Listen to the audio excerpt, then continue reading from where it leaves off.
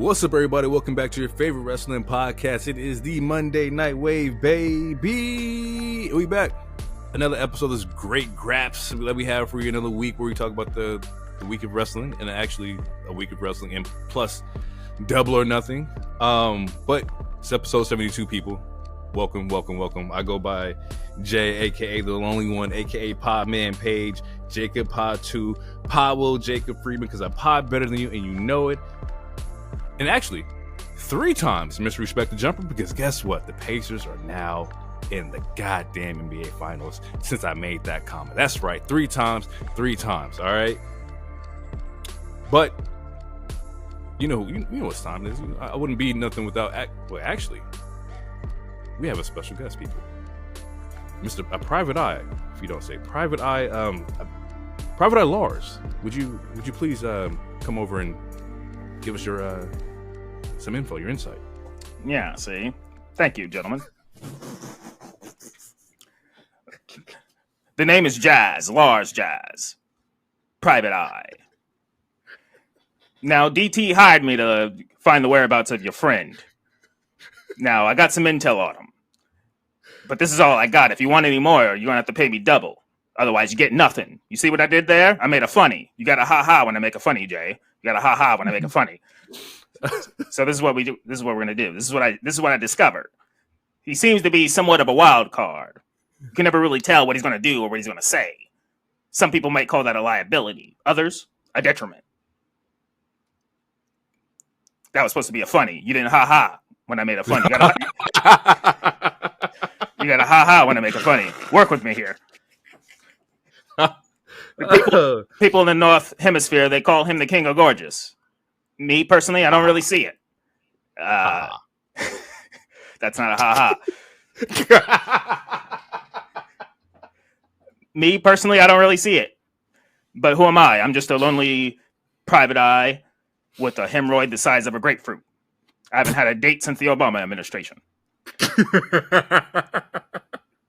The Southern Hemisphere, they call him Mr. Sexy-Ass Lottery. That's also something I don't understand, because last time I checked, he doesn't like to gamble. But here's what I do know, Jay. His name is 4 letters, 1 word. Nya. His name is Hero. And I am he. And I'm glad to be back. So, quick story. And shout out to DT, who's not here, who hired the private eye. So last week, I was in witness protection. So what had happened is that I saw 69 and 70 get into a fight, and 70 won. So then 69 threatened me and 72, and which that also happens to be the episode that we're on. I hate this nigga, bro. You see what I did that there? Was good. I mean, that was funny. good. That was good. You didn't ha-ha. Okay. You didn't ha-ha. Oh, great. Welcome, everybody. Welcome to the episode. Shout out to everybody who's tuning in from, YouTube, Spotify, Apple Podcasts, Google Podcasts, iHeartRadio, wherever you're listening to this from. Thank y'all. We appreciate all y'all. But let's get into this wrestle talk, this graps, these raps. First on the docket, not a lot of news today, which is cool. No. We've seen some call-ups recently. Stephanie Vaquer is expected to head to Raw. Jordan Grace is also expected to head to SmackDown. Some NXT call-ups that are happening pretty fast. And I remember when they had got signed that, or more so in particular with Jordan Grace, that she wasn't going to be in NXT for long. Like, we knew that she was already polished and whatnot. She's ready to go. Stephanie, on the other hand, I was a little bit surprised. Just because she's a huge draw in NXT right now, and she was their women's champion until this week. Yeah. Shout out to JC Jane. That one I didn't see coming, but also with the 2 matches she had on Raw and how good she looked, it was probably like it was a no-brainer, right? So I'm gonna ask you how you feel about it, but then also the question of who fills that void of like losing these women in NXT. Okay. Well, I feel that it definitely came to a surprise, but also not a surprise at the same time. Because, like you said, like she had a good showing. Jordan Grace didn't need to be there that long anyway.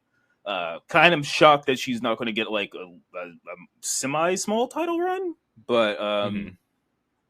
yeah. So that part's kind of shocking. But other than that, yeah, no, I'm not really shocked by them deciding to call them up because I think with Stephanie, Jordan Grace, and Julia, I think the whole plan was not to keep them there that long in the first Hmm. place. Like with two of them, I think they just wanted to make sure they got acclimated to the system and practice on their English a little bit.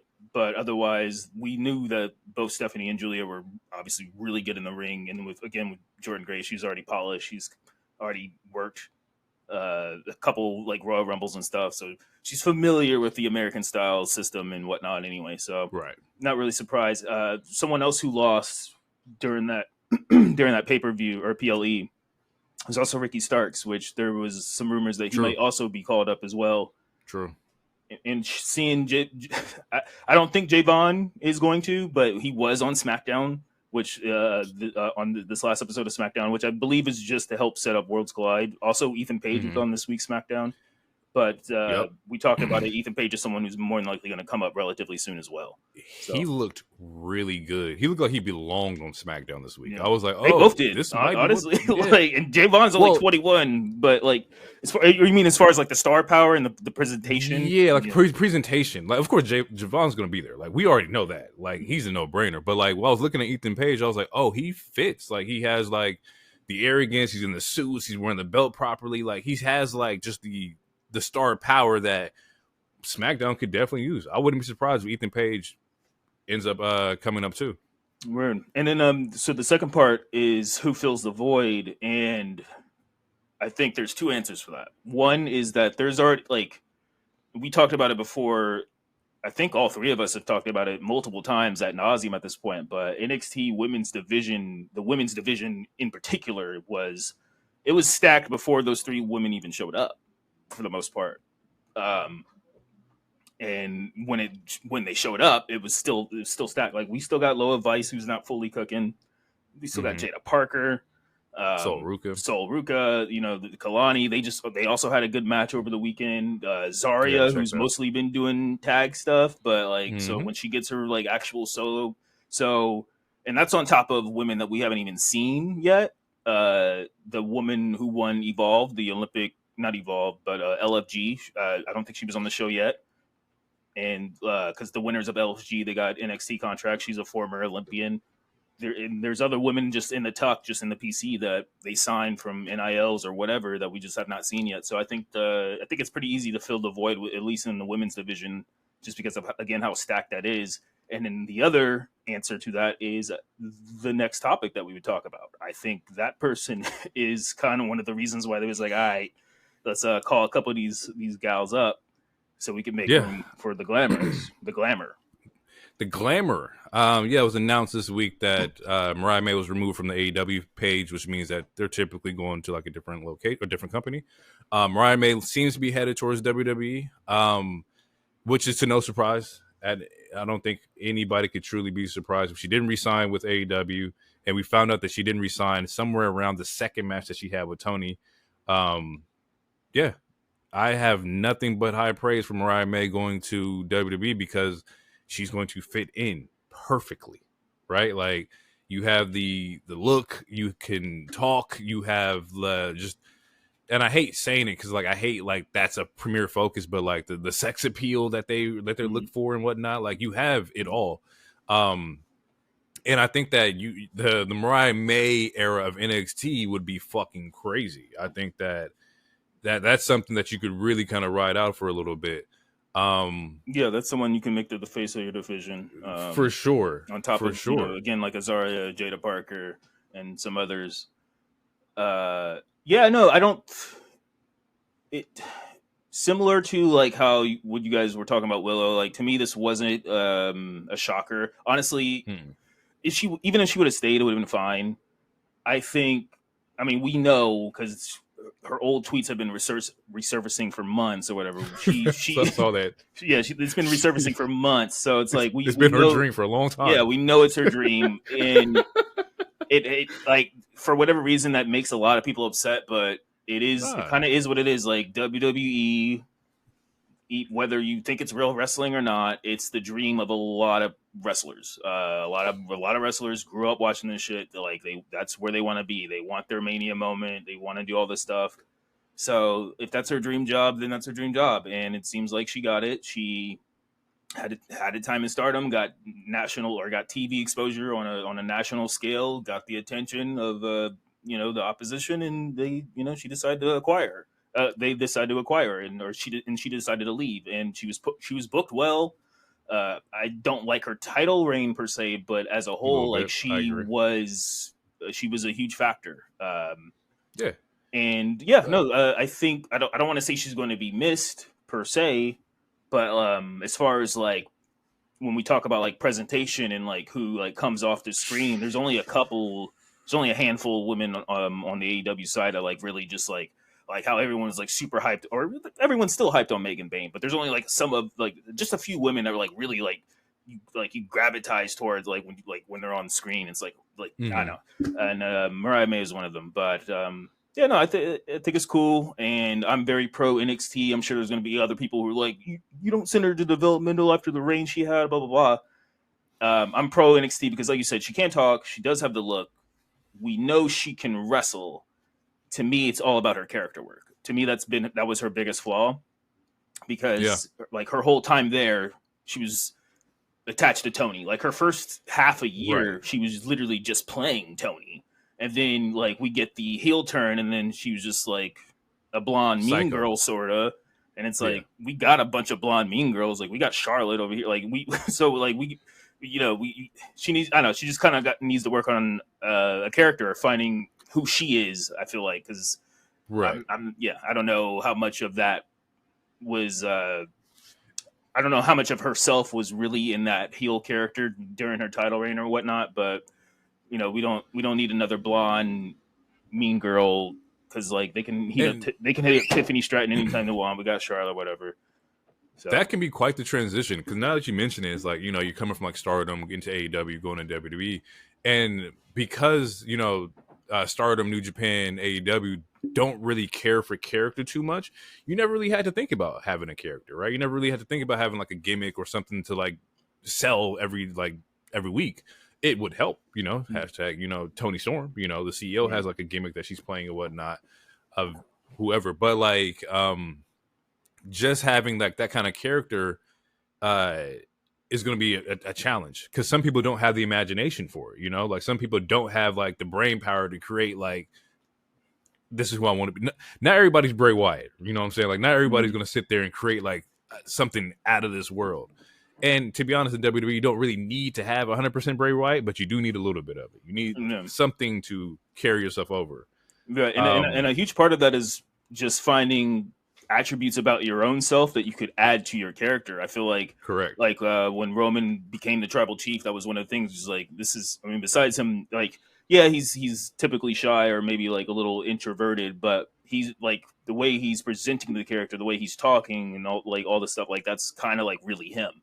And same with like Seth said similar things, and like there's Lyra, just in her Chris Van Vliet interview, she said something similar. It was like, I'm finally starting to understand. It was like, you have to add some of yourself to the character to make it come off realistic and to make you be able to like sink your teeth into it. Because if you're just reading a script of some character you're playing, some I don't know, you're an Amazon driver and you don't really believe in it, like you're not filling the role, then it's not going to hit. Right. It's not going to translate that well. Yeah, so shout out to Mariah May. Ain't gonna change nothing over here. I'm just gonna switch the channels. Not even switch the channels. I'm gonna be watching the shit, so it don't fucking matter. And I want to also reinforce what you said, to where you're like, these are the choices that these people make. This is where they want to go. This is not like, this isn't like, oh, so you're a traitor because you. It's like, no, bro. Like these are individuals who are looking at another job and going to go do that over there. That's it. Yeah, like. it's okay, bro. And Like, yeah, and hey, it works. It works both ways. It works always. Like always. Ricochet left. And, he's having a blast doing doing what he's doing. Even if we don't like Yes. it or whoever doesn't like it, yeah. Like these They're people's happy. lives. Like, Fuck, so, bro. Like, yeah. let them be happy, yo. Before we get into Double or Nothing, would you do a quick little recap, or not recap, but just some spots that I noticed this week in wrestling or in SmackDown and Raw? Seth Rollins is entering the Money in the Bank. Initial thoughts was, why the fuck is Seth entering Money in the Bank? He don't really need to be in the match. But I think that they did a qualifying match, and I think it was CM Punk, AJ, and Grande Americano. Grande, mm-hmm. to where Punk. My initial guess would be Punk will be in Money in the Bank too, which is kind of neutralizes Seth. Yeah. Which I think, unfortunately, because AJ or Grande, I'd be fine with either one. Right. Honestly, low key. But yeah, no, I feel like Punk would be a better choice. That way, we can automatically eliminate him interfering because we know that he's going to interfere or something. So yeah, I'd just rather him be in the match. Exactly. Like we know that they beef is going to be beefing for however long. Just put him in the match, that way he doesn't have to come out and like kick Seth off the ladder or some shit. Cool. I think we don't have all the women's challenges yet either. I think there's one more like qualification match. Yeah, there's too, one right? more spot. Yeah, it's going to be Stephanie, which is probably going to be her. It's going to be Stephanie, Liv, and Ivy Niles, which that'll be this Monday. Yeah, that's going to be a good one too. Yeah. So far, I'm more interested in the women's one. The women's lineup is stacked as fuck. Like, yeah, I'm interested in the women's one also because I feel like it's going to be the one. I feel like it's going to be similar to last year in the sense where the men's was like Drew won it. Drew didn't need to win it, but he won it because it was for storyline stuff. It made a storyline move between him and Punk.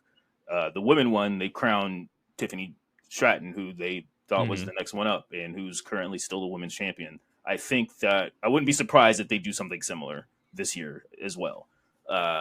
Whether it's Seth winning, whether it's Punk winning, I wouldn't be surprised if they just like wanted to do something similar with the men's, to where it's like this is the further storyline plot.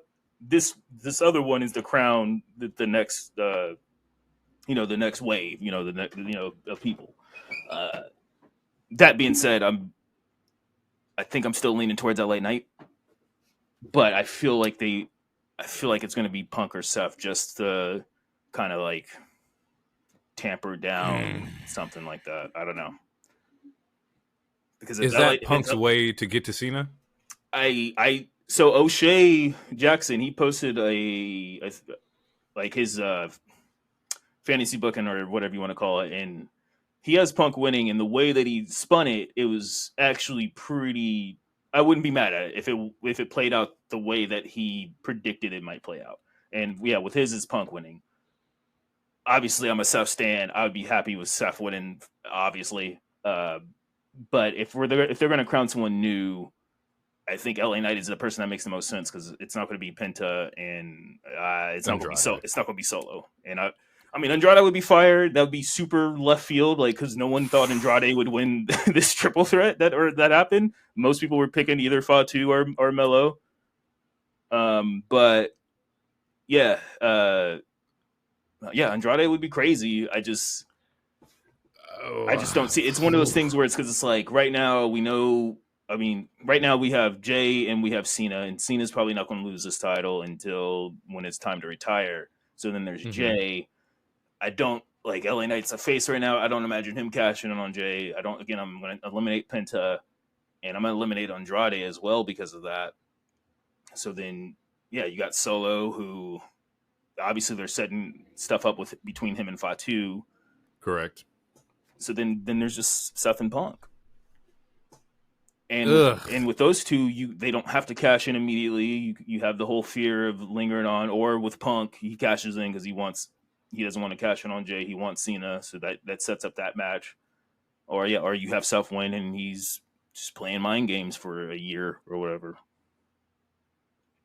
Yeah. When you break it down like that, you're like, Seth or Punk makes the most sense. I would love to see LA Knight because I'm an LA Knight fan. Yeah. But we'll see. And I'm pro elevating talent, just like similar to how the IC is supposed to elevate you to the main card. Like I'm pro if it's similar to what happened with Damian Priest. Like if it's LA Knight that finally gets him into the thing, the top card, the main card. I'm perfectly fine with that. Cool with perfectly fine with that. And with the women, it's like you could put it on Julia, you could put it on Stephanie, assuming back Roxanne. here. Roxanne. The only person I wouldn't put it on right now is Rhea, and that's just because she doesn't need it. It's Rhea. Yeah. But it's like everybody else I'm cool with. Naomi should win. Naomi should win, and I hope she does win. But I mean, Alexa, you can make interesting stuff with that. I don't think she needs it either, but you can make things interesting since she does have spooky powers. And then you got four. But to have four new heaters that all just came up to the main card. All of them great. So let's play logic or be logical here, right? Mm-hmm. Out of the women, how we just broke down storylines for the men, what are the storylines for the women's right now? Where like Bliss doesn't really have anything going on right now per se, right? Like she's open. They're doing something with her and Charlotte. They're probably going to end up being a tag team. Well, I don't know. That's kind of what it's giving to me. I think Alexa is finally going to give Charlotte a character that's not Charlotte. Hopefully. So Roxanne, that would be interesting, but I think she's tied with some Judgment Day stuff to where she might be the one to push out Liv. Or I mean, based off this last week, maybe Finn's trying to get her and Liv like super best buddies. So then they push out Raquel, which is like the heavyweight of the team right now. So like that's something you can do. Do we want to see the Money in the Bank briefcase around the Judgment Day again? When you say it like that, no, I don't. Okay. Julia, just up. I don't think she has anything. No, Julia doesn't have. The only thing she has is that it looks like they're going to set her up in Zelina. It looks like they're going to set her and Zelina up.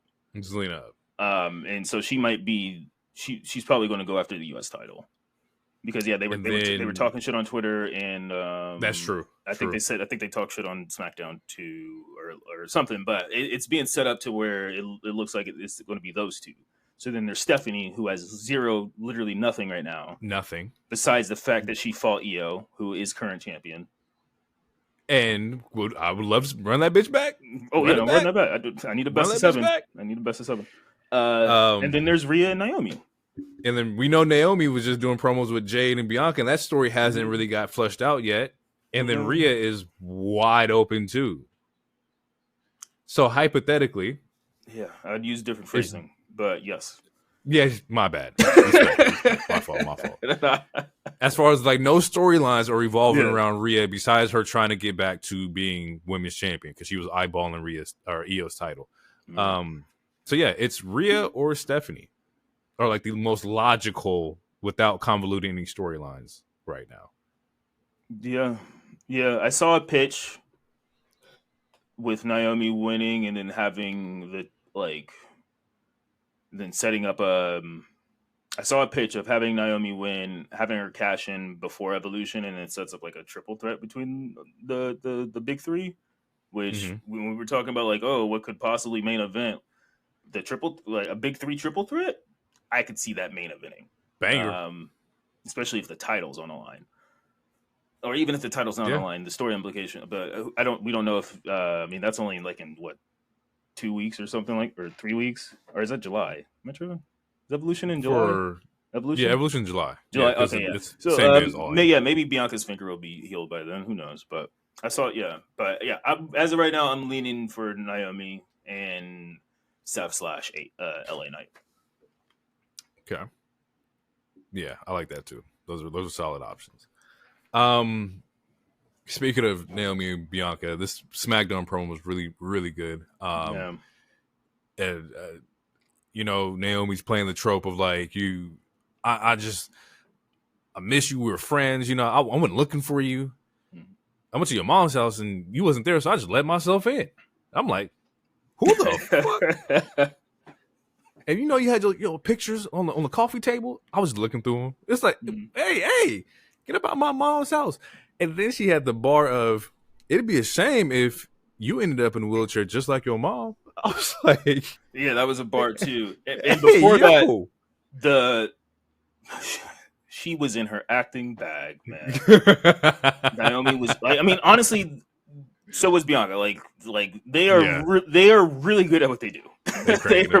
The fact that she was able to cry on, like, she cried on cue, which is very hard. It's very, like, there was people that would try to I saw tweets was like, that's just basic acted 101. Was like, no, it's extremely actually hard to cry on cue. She was able to cry on cue, eyes were red as hell, and then she went to the evil, like, Joker type smile. You know, like that cinema. That's what, like, when they talk about cinema, that's what they talking about. And all that was the first 13 minutes of SmackDown was dedicated to black women. Yeah. That shit was fire. it was cutting up. And they were doing great. They were doing great. I loved it. But we gotta big up Naomi. I mean, the fact, like, it's hard to cry on cue, bro. And she did that to open the show. It was 5 o'clock where they was at. It's like, yeah, just gotta big her up, yo. Like, Naomi's like in her bag. Like, I definitely want to see the Money in the Bank briefcase with the caution tape. I think that'd be fucking fire. I just want to see the aesthetic that she has right now is just really good. I've been saying that for the past couple of weeks. But yeah, she's in her bag. I don't know if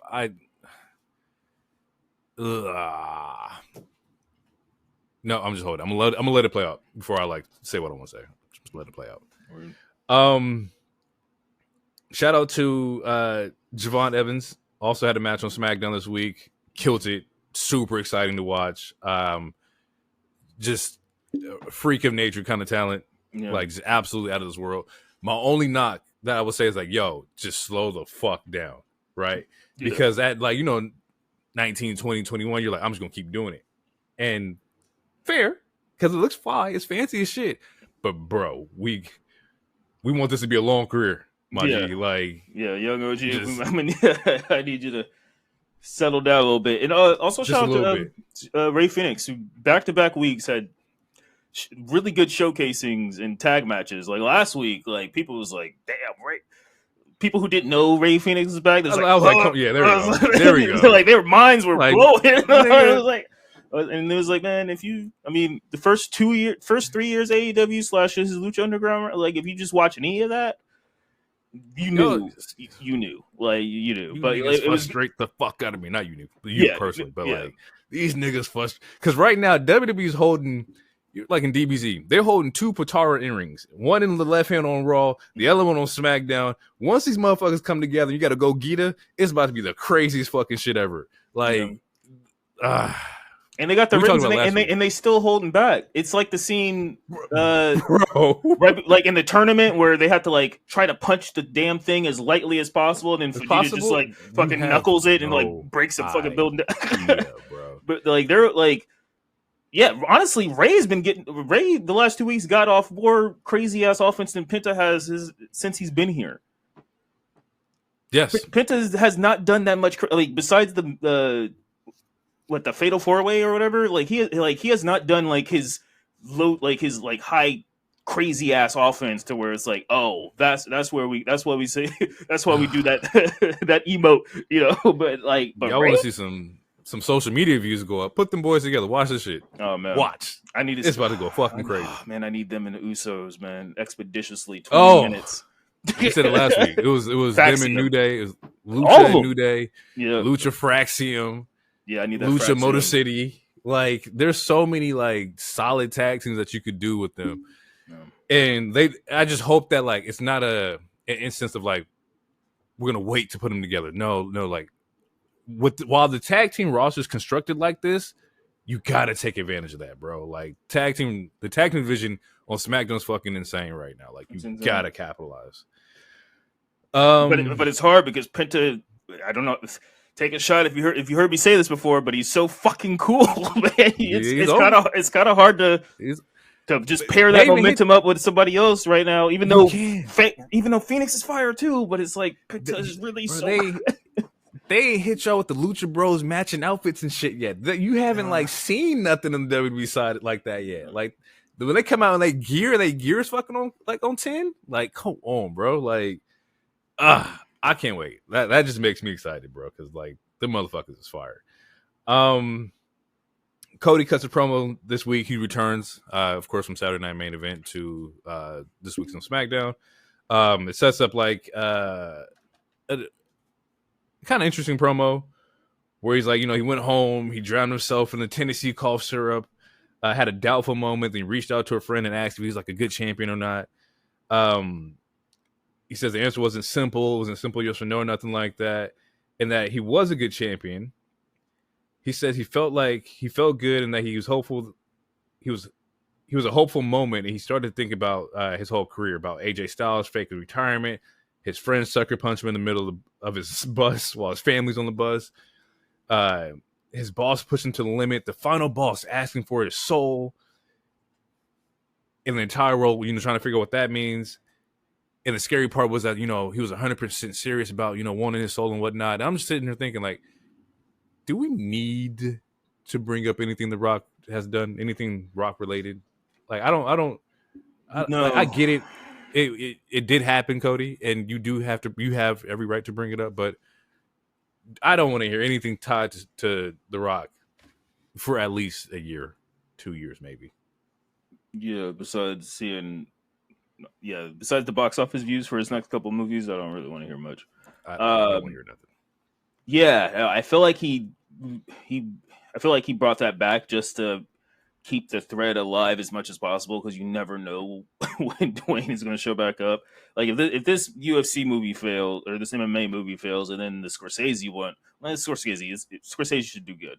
But if like that's the boxing one, he's like he changes his whole fucking face. That's the MMA. That's not the Scorsese one. Oh, okay.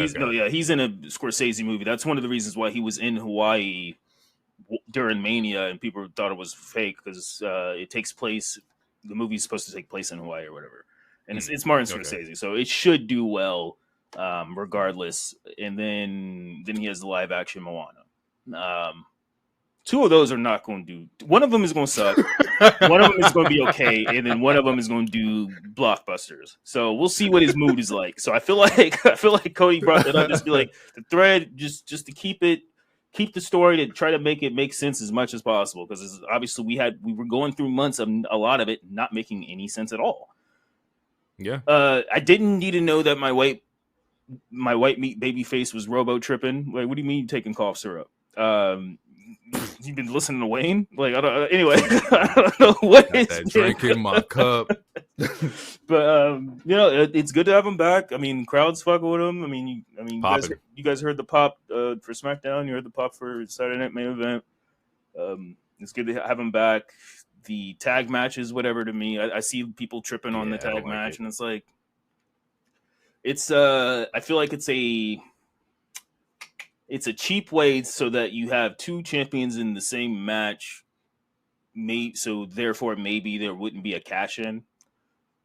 But that also could be a red herring, or a swerve to both y'all here. I can cash in right now and choose one of y'all, to where someone could just look at the ground and be like, who do I want to cash in on, or whatever. It could be a pump fake. They could set that up as a pump fake, like for Money in the Bank, to where whoever wins the men's can like pop out during that tag match, unless the Money in the Bank's going to main event, which I doubt. No, I think the tag match is. I think it's confirmed that it's supposed to be an event. So it could set up like a pump fake to where like maybe Punk comes out, he's looking at Jay, he's looking at Cena, and then just fade to black or whatever. Yeah, and also it gives a chance. I think DT said it. I don't remember, but similar to what he was talking about, like, Logan should be the one of the people in Seth's faction. Like, this gives Cena a chance to actually get booed. Especially because his opposition is Jay and Cody, who obviously are super beloved. And he's still gonna get cheered because it's John fucking Cena on his retirement tour. It's because that's the craziest part, bro. It's exactly. Again, similar to what DT was talking about with like Kobe's retirement tour. Like, every team was just like, man, do what you got to do, man. Go ahead, just go ahead, have fun. Ball the fuck out, have fun, bro. Like, so, and that's how a lot of fans because fans will boo on the entrance, but then it's like, they're still cheering. It's like, because this, for like, besides R-Truth, that's the last 5 knuckle shuffle you're gonna see. That's the last. That's the last you can't see me, you're gonna see it, and it's hard to boo that. But putting him next to Logan will help a little bit. Speaking of the last time, I think I saw like the colorway for Money in the Bank for like all his merch is all Laker inspired. Yeah. Heat. All that shit was fire. I'm not really like into like third party like sport colored shit, but like John Cena is killing it with this whole like, sports theme for every city he's going to. Like the man is fucking, it's marketing genius. Marketing fucking genius. Okay. Double or Nothing. Actually, before we get into Double or Nothing, let's hit a commercial break. Peekaboo, why are you acting so tough on IG Live? Well, maybe that's because you have Peekaboo VPN. The VPN that can protect you from all sorts of viruses, malware, scammers, hackers, and even Elon Musk's Neuralink. With code WAV, that's right, code WAV, you can get Peekaboo VPN for, I don't know, Peekaboo, $80 like a Kobe game? That's right. And that's for a whole year. $80 for a whole year. And not only that, you can connect with all sorts of different countries and continents without Big Brother or your mom or your wife or whoever looking at your search history. Are you loving those Canadian films and you want to see the hot film like, oh, I think I grew your boobs there, eh? You can watch that. Or the other hot adult film, Top and Bottom Gun. Oh, I think that man is making love to that goose over there, eh? You can watch both of those without the FBI or anyone flagging you. So, like John Cena, let Peekaboo VPN make sure no one can see you. Let Peekaboo VPN be your shield. Use code WAV. I swear to God, that's probably the best one. That's funny as fuck.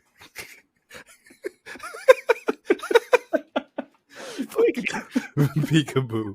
It's hilarious. A VPN with like a Kendrick Lamar like avatar is hilarious. Oh my God. All right, people.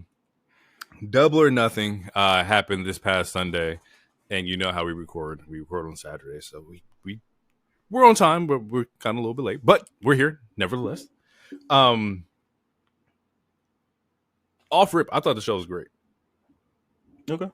There's matches where, as always with AEW, there's matches where I think that we could have done without. But there was definitely some surprises in this pay-per-view as well. I genuinely enjoyed a good chunk of everything that happened here. Show kicks off. Women's own finals between Jamie Hayter and Mercedes Moné, and bag. Both of them women were in their fucking bag. Yeah, I super enjoyed it. I thought it was really cool that both AEW and NXT started off with really good women matches for the PLE/pay-per-views. We kind of already knew who was going to win. If Hayter would have won, that would have been like a really crazy swerve or surprise, very similar to the main event, maybe, which is probably why they didn't do it. But even knowing the winner or whatever, because I'm decided to be smart or over predict. The match still, to me, it still holds up. As much crap that I give Mercedes since she's been in AEW, like the match quality for the most part has not been bad with at least majority of the women that she's wrestled. And Jamie Hayter, if you were watching early AEW, you kind of knew that Jamie, like, this has always been Jamie Hayter. She just, ever since her return, she just hasn't been able to present herself as who she used to be when she was AEW Women's Champion. But it should be no surprise that these two had a good match. Nah. And they, like, so not only did they ball out, there was multiple spots in this pay-per-view where, like, it was like, just damn. Like, Hayter had like a nice like sleeper out of a pin that I thought was fucking fire. There was a crazy like superplex. Like, there's just the chemistry that they have. You got to run it back at some point. And it probably, for me, it might crack into like my top 10 matches of Mercedes in AEW. That's just how much I enjoyed this opening match for sure. I can see that. That's to me that's easy because you got 2 with Stat, maybe Willow, and then I don't know, Hayter. At least that's just for my top 4. Athena. Oh yeah, Athena. There you go. That's 5 right Athena, there. Everyone else is Athena was fucking crazy. And I probably could name another 5 I went through. But there was no surprise. As much as like I wanted Mercedes to lose the TNT before she challenged for the women's championship, that's not the case here. They're going for like the whole belt collector aspect. And to be honest, the marquee matchup of Mercedes Moné versus Toni Storm is fucking huge. And honestly, should main event All In. That's how I personally feel. I think like you have, if these two can't main event, then who can?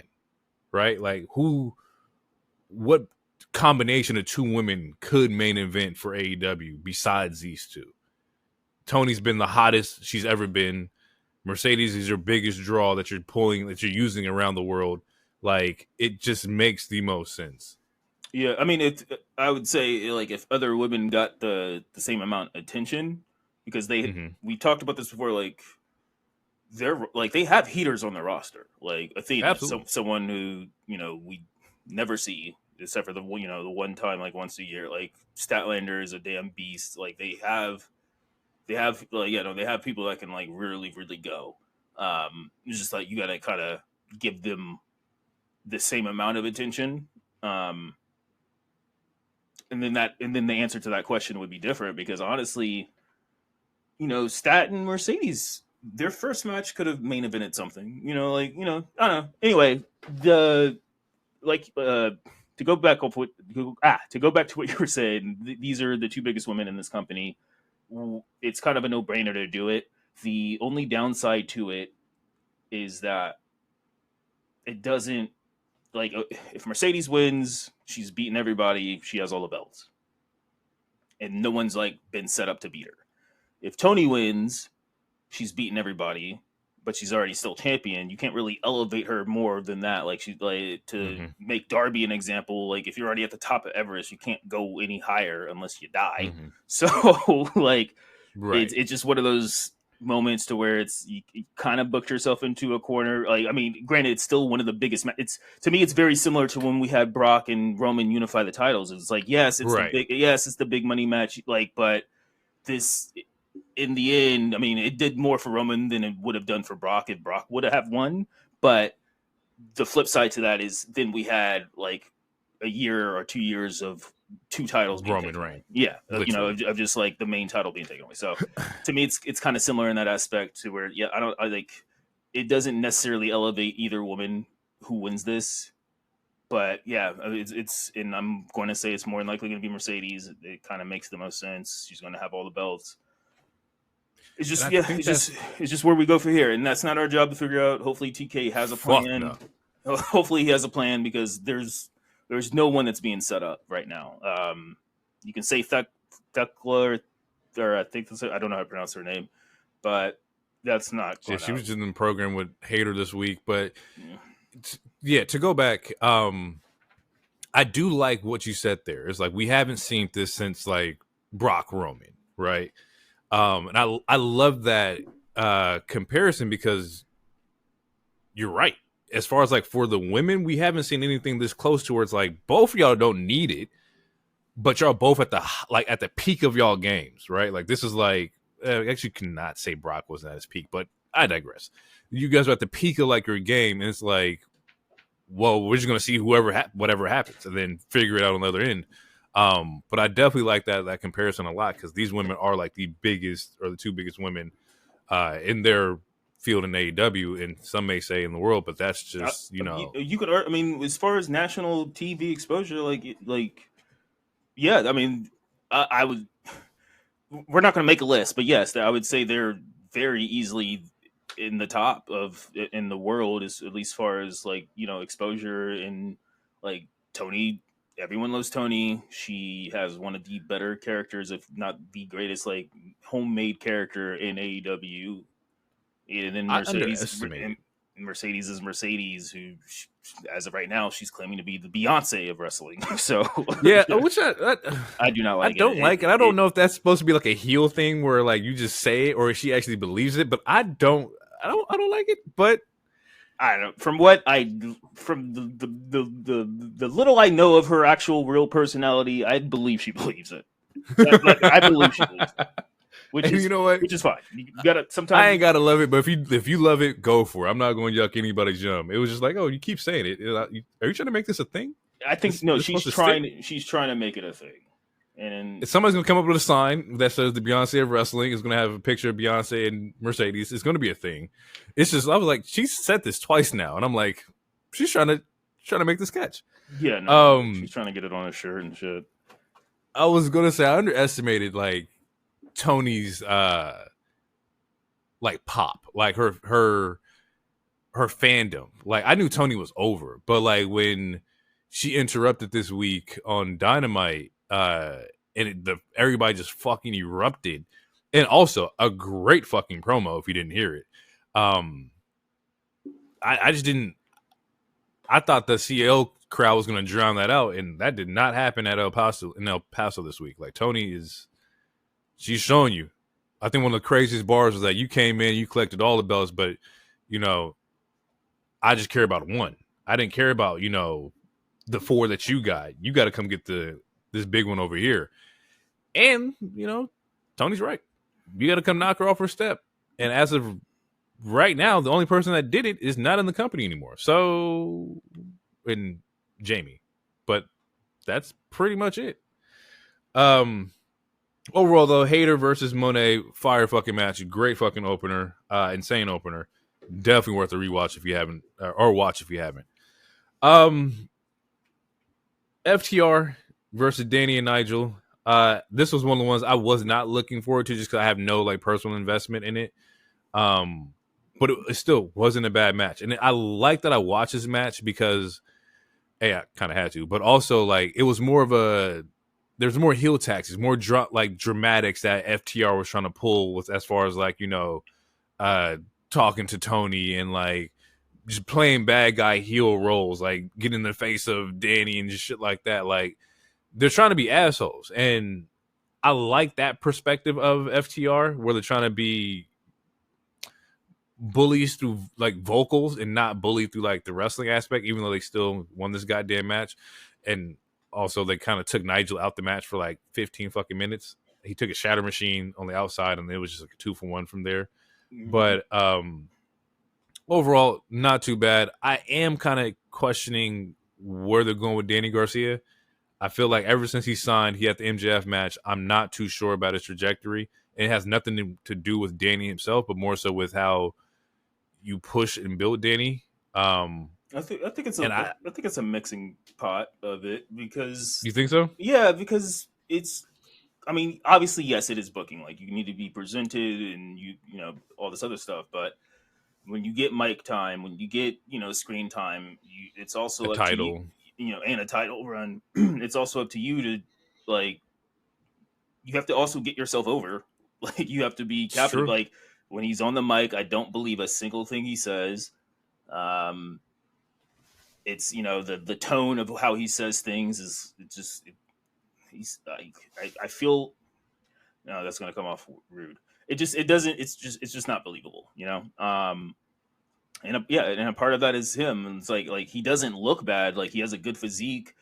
His in-ring style is fine. Just when you hear him cut promos, it seems like he's reciting lines that he memorized when he was like hyping himself up in the bathroom, like trying to memorize these lines.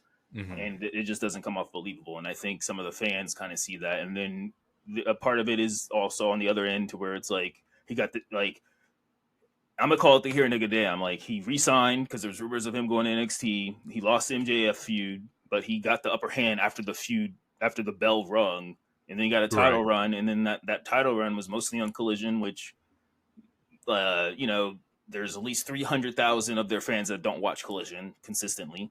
So it's like, we're like, I don't watch Collision at all. So it's like, I'm missing every single thing. It's very similar to like when we talked about like the New Day stuff on Netflix. And it's like, all their stuff is for niggas who don't have to pay for commercials. I pay for commercials, so I don't see any of the work that they're doing. So to me, it is kind of like from like it does feel like you're skipping like plot lines or and points, or like how did we get to B to G when I didn't see any of the other letters? And it's because I get commercials, so it kind of feels like that, to where it's like if you only put him on Collision, how the fuck are the people who for sure, like the diehards who legitimately mostly watch on Wednesday, who might not be able to watch on Saturday for whatever reason, like how are we if you're not going to give us no highlights, and you're not putting him on Wednesday, then how the hell am I supposed to connect with this guy?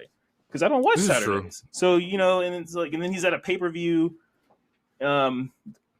Anyway, overall, the match was fine. For me, I don't want to call it Timu Gunther / McAfee, but like them adding Tony Schiavone to it kind of gave me that feeling to where like when I didn't put that together. When Michael Cole was holding Gunther's leg and shit, and I was like, why is Tony Schiavone even in this? And there was a couple of points where Tony didn't even know he knew what to do. Like when you're like taking multiple pictures, you don't know what to do with your hands. That's the vibe he was giving me. I was like, Schiavone, you've been in the wrestling business for a very long time, bro. Like, you should know kind of like what to do. You look awkward, but yeah. And the last thing, I don't. Yeah, go ahead.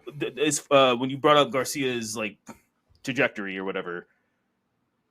What makes him like? Why did they have to give him like the Stone Cold pass out loss? Like, what makes him so strong to where he couldn't tap out and they couldn't. Yeah, like what are you protecting? He had why is he being protected so hard? Like we just saw Adam Cole pin him a month and a half ago for the title. That I don't know. That's a good question, because I was wondering the same thing too, because and maybe like it just looks tougher, but yeah, I would have took a regular pin and that would have been just fine.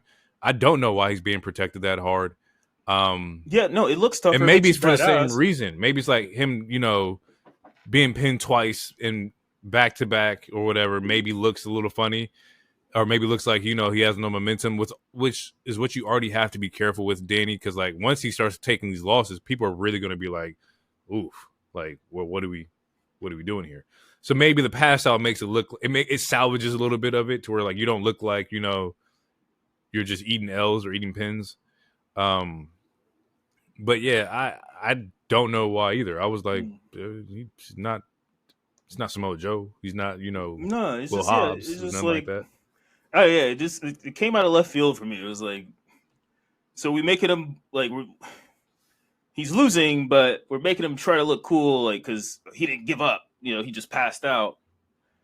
And it's like, but it's also Daniel Garcia. Like, like I would understand. Yeah. If it was like Brody King, I understand. Brody's not tapping out. Because he's been like the tough guy or whatever. Brody passed out. Cool, it makes sense. But like Danny, I was like, I don't get it. Yeah, and also this feud kind of came from nowhere for the most part. Anyway, I don't know. Random.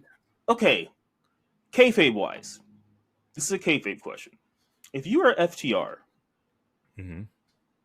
even though you're heels now, if you're FTR, are you going to spin the block on the Death Riders? Are you going to spin the block back? Because these niggas kidnapped you. They did all sorts of shit. Now you bad now. Now you being bullies, but you ain't going to bully the bully? And that's the question. Because I'm just curious. Because kayfabe wise, you still outnumbered. So you still might get snuffed. Also, kayfabe wise, why go double back when you lost focus of what you wanted anyway, which was the tag belts, right? Like the whole purpose of them like flipping on Cope was we lost focus. We're in trio matches and shit like that. We've got distracted helping him with the Death Riders. Let him get drowned out. Let's go get our tag belts back. So yeah, kayfabe wise as FTR, I'm proving I'm badasses. I'm going to snuff people out, and then I'm going to go get the belts. The thing is, when you run into Hurt, especially this version of Hurt, I don't know if y'all can get those belts back right now. Yeah, no, you might as well go after the ROH ones. If that's the case. Like, go holler at Dusty and Sammy and get those off. Yeah, like, runs at Texas. Such a terrible name. But no, you're not. Yeah, you're not wrong. I don't know. I just know in real life for me, I ain't gonna let a nigga duct tape me to a chair and not get my lick back. But that's just that's why I gotta apologize to the nigga who made me do this shit. Why am I here?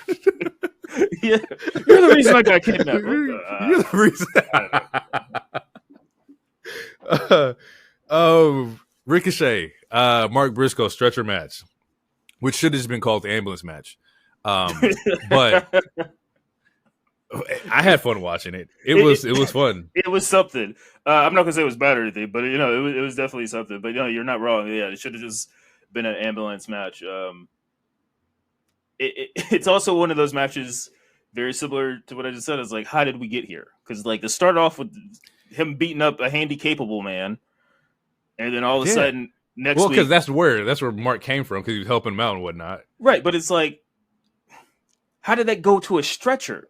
Like, how did I go? Like, how did the feud the feud just started? And it's like, it's like yeah, I don't know. It's like we got to the end before the beginning. We got to the end before you had the one-on-one matches or whatever. Like, how did we get to the finish? If Drew and Punk's first match was the Hell in a Cell, when we just skipped everything else that led up to why it needed to be in a Hell in a Cell. It's like.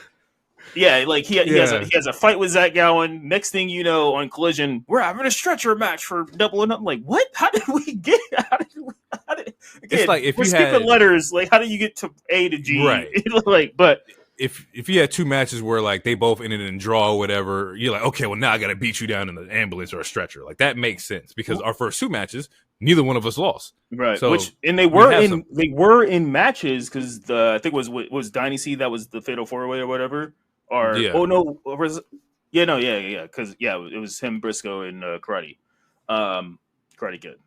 Yeah, so like they did have matches, but it wasn't like a blood feud. If I'm not mistaken, it was Kenny, Ricochet, Speedball, and Briscoe. It was just Kenny, Speedball, Rick. Oh, it was a triple threat. It was a triple. Yeah. Well, they did have a match at some point in the last couple months, so it's like they did interact. I just don't know how it got from interacting on a random Dynamite or a random Collision to like, oh, now I got to put you on a stretcher. Like, it seems like an escalation.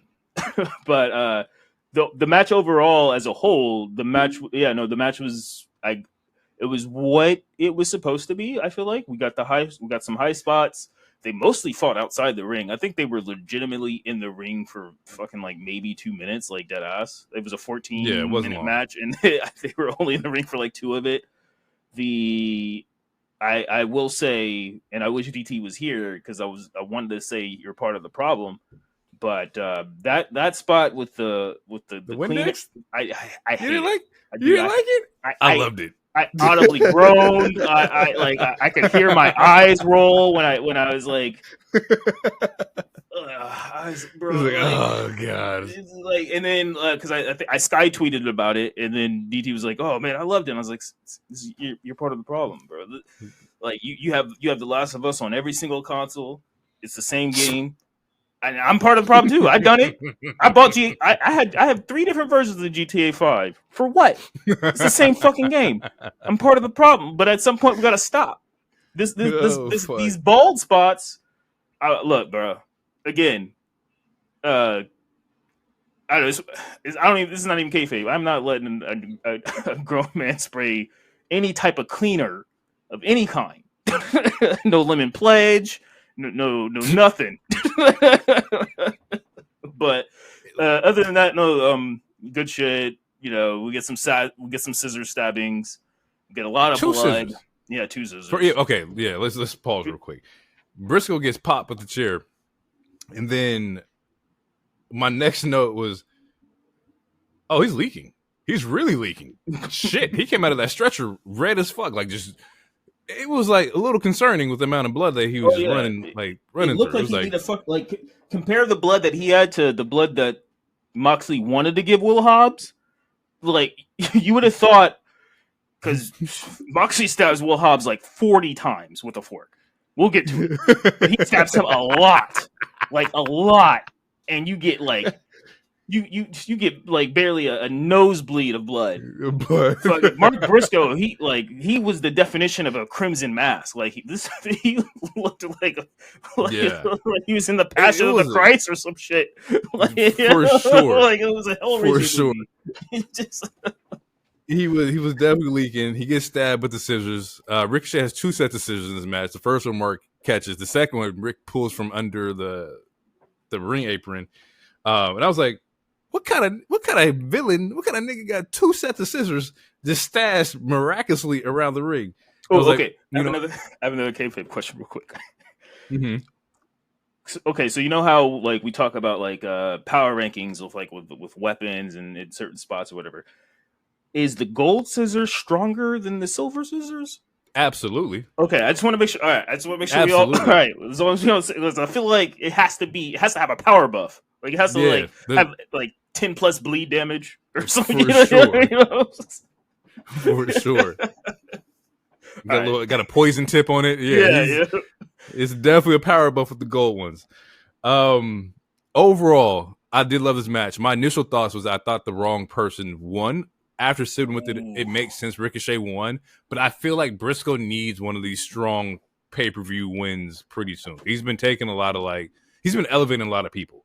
Yeah, you're not wrong. He loses a lot of any of his single match feuds. He loses. He loses a lot of them. I was on the opposite end. I definitely thought was like, no, Ricochet really needs to win this because. And I didn't know this until the match was over. That was Ricochet's first pay-per-view win since he's been signed. And it'll be a year. It'll be a year in like 4 months or something like that. So it's like, damn. Yeah, Ricochet needed this win. Like that's true too. Yeah, like low-key they kind of both needed this win, which is why it's like, I don't know, they could have just had different opponents or something. But yeah, no, Briscoe does not win. Yeah, no, he doesn't win any of his like single matches like that. Like every single match that I can think of, he usually loses, which is unfortunate. But the crowd loves him. Obviously, TK loves him. He's a good worker. He has the charisma. Yeah. It's just like if they want to push the button on him, they can. It's just honestly, and they should have in hindsight. Like if. People like to do the Toni fumble chants like when Ricky or Ethan shows up and shit, but like to me, fumbling Briscoe and fumbling is a strong word. Yeah, I couldn't call it that. I'm not going to call it fumbling per se. I kind of want to call it fumbling. And the reason why I kind of want to call it is because with his brother's passing and whatnot, like you have and him already being like huge into the indies, like people who are super tapped into ROH and all this other stuff. They already are well accustomed to him and his brother. Like they love him. This like when he first showed up there, that could have been like that. You could have pushed him to be one of the biggest baby faces in the entire fucking planet. With like, he is though. I mean, he still is, but he loses. He doesn't win anything. Right. So he is, but he's not at the same time because he loses everything. But it's just like. If you would give him some, like, if he would have had some credible wins, you don't even need a title reign or anything. But if you just would have had some credible, like, you have the potential to be like every single time, like, I'm doing this for my brother, I'm doing this for my nieces and nephews, or blah blah blah. Like, you have the chance to make him very similar to like what Cody talks about when his dad or all the other baby faces that talk about, oh, I'm doing this for blah blah blah.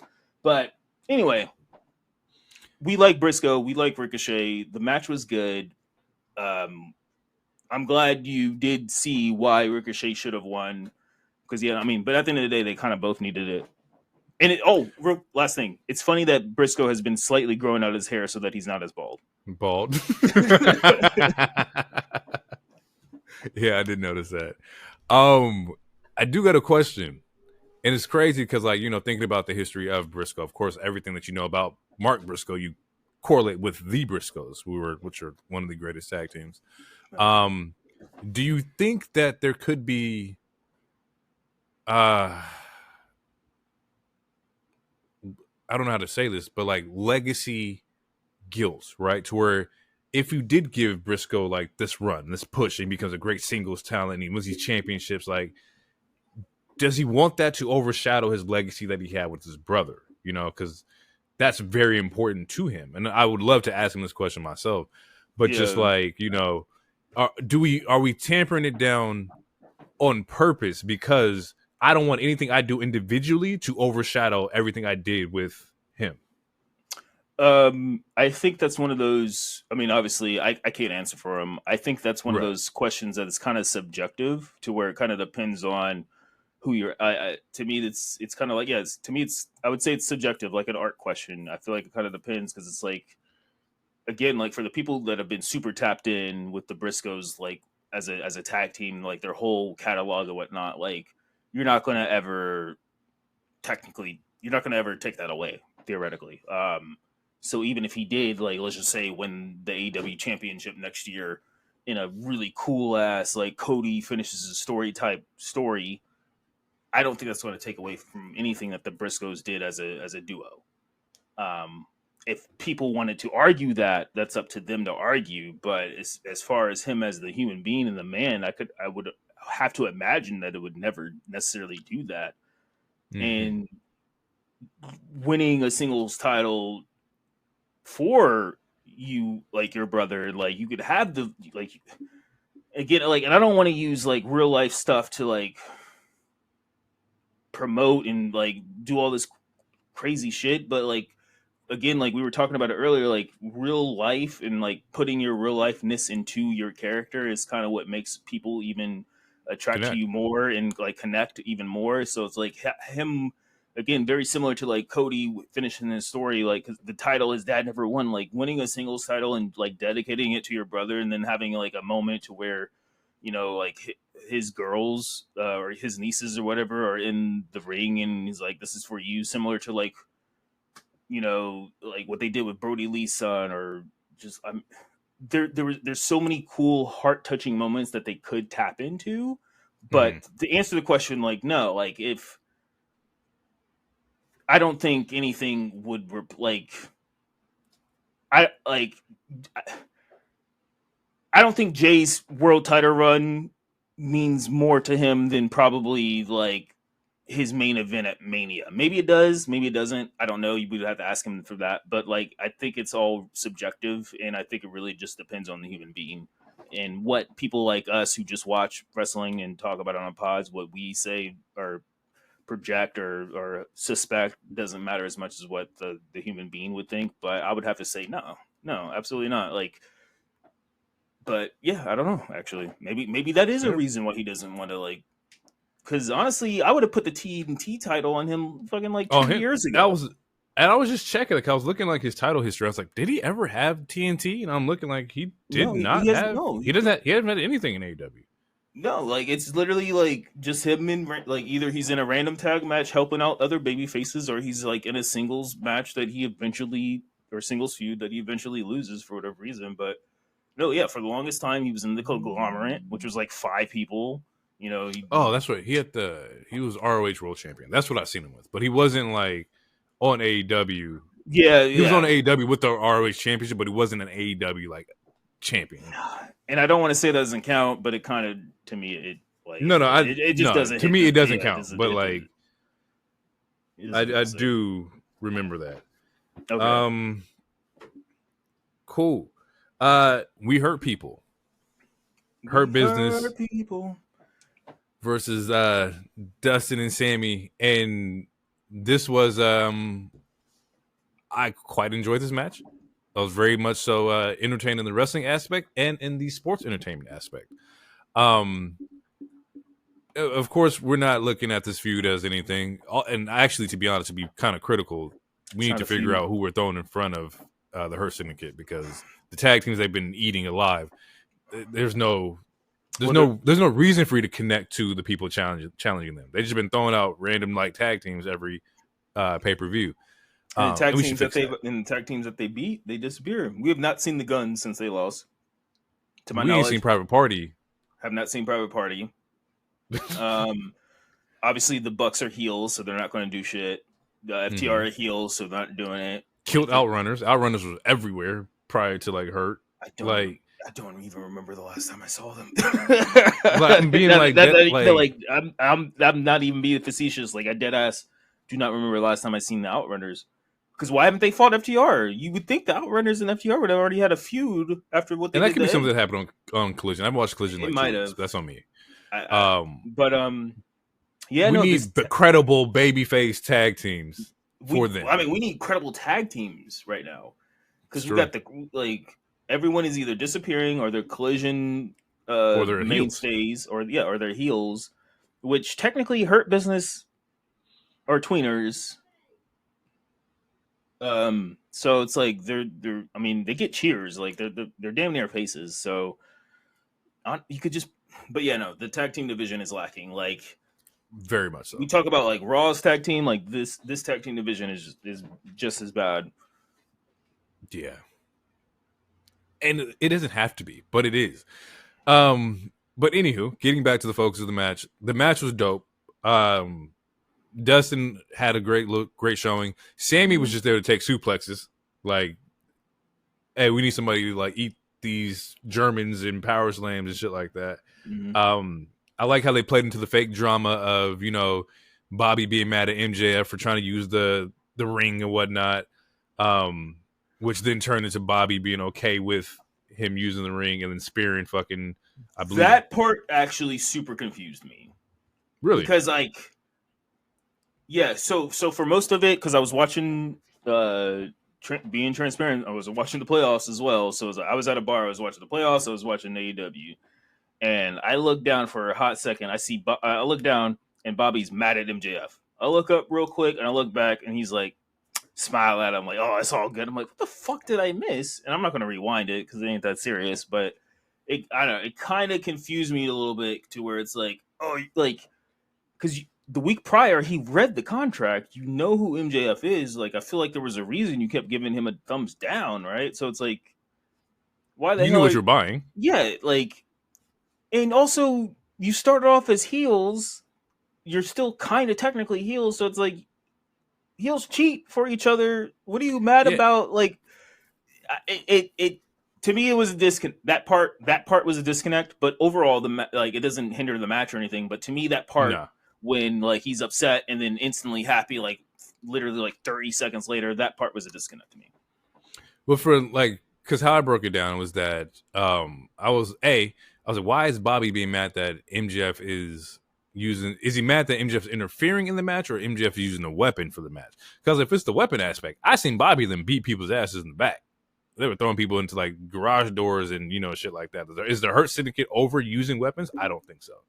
If it's more so like MJF trying to encroach and kind of lean into always needing to help the Hurt Syndicate, which I feel like is going to be the story here, that like MJF's going to get over cocky and be like, I help y'all get all your wins. The only reason why you kept those belts long enough, Bob, is because I've always been interfering and, helping you out and whatever, which is probably going to end up getting MJF fucked up at some point in time. But,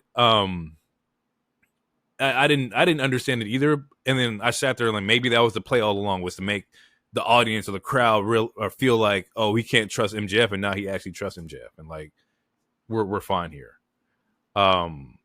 Which I think that's the play, right? And I mean, if that's the play, that's fine. They could just there's just other ways to write it, Like, I mean, it seems like I don't want to say they're copying or anything, but it seems like they're doing similar story beats to when Sammy was in the Bloodline. So it's like, we don't have to overthink this stuff. Like, you guys are heels. You put a heel into your team, so you should be like, you shouldn't be surprised that he's doing heel shit. If you're not okay with it, then that's when you gotta be like, no, there's no cheating. Like, I don't need your help. I just want you to sit here and fucking smile. Like, if that's the case, then like present that and be like. And, then MJF can look at MVP and MVP's just like, I don't know, man. He said just sit here and smile. And then, like, then he could still, like, cheat behind the scenes, even if, like, I don't know. I feel like if they did what you pitched, I think that's fine. I just think then, I don't know, they just got to portray it a little better. But either way, I'm still very pro Hurt Business. We hurt people. I will say, I think it's very interesting. We have not seen MJF wrestle a match since he lost to Hangman.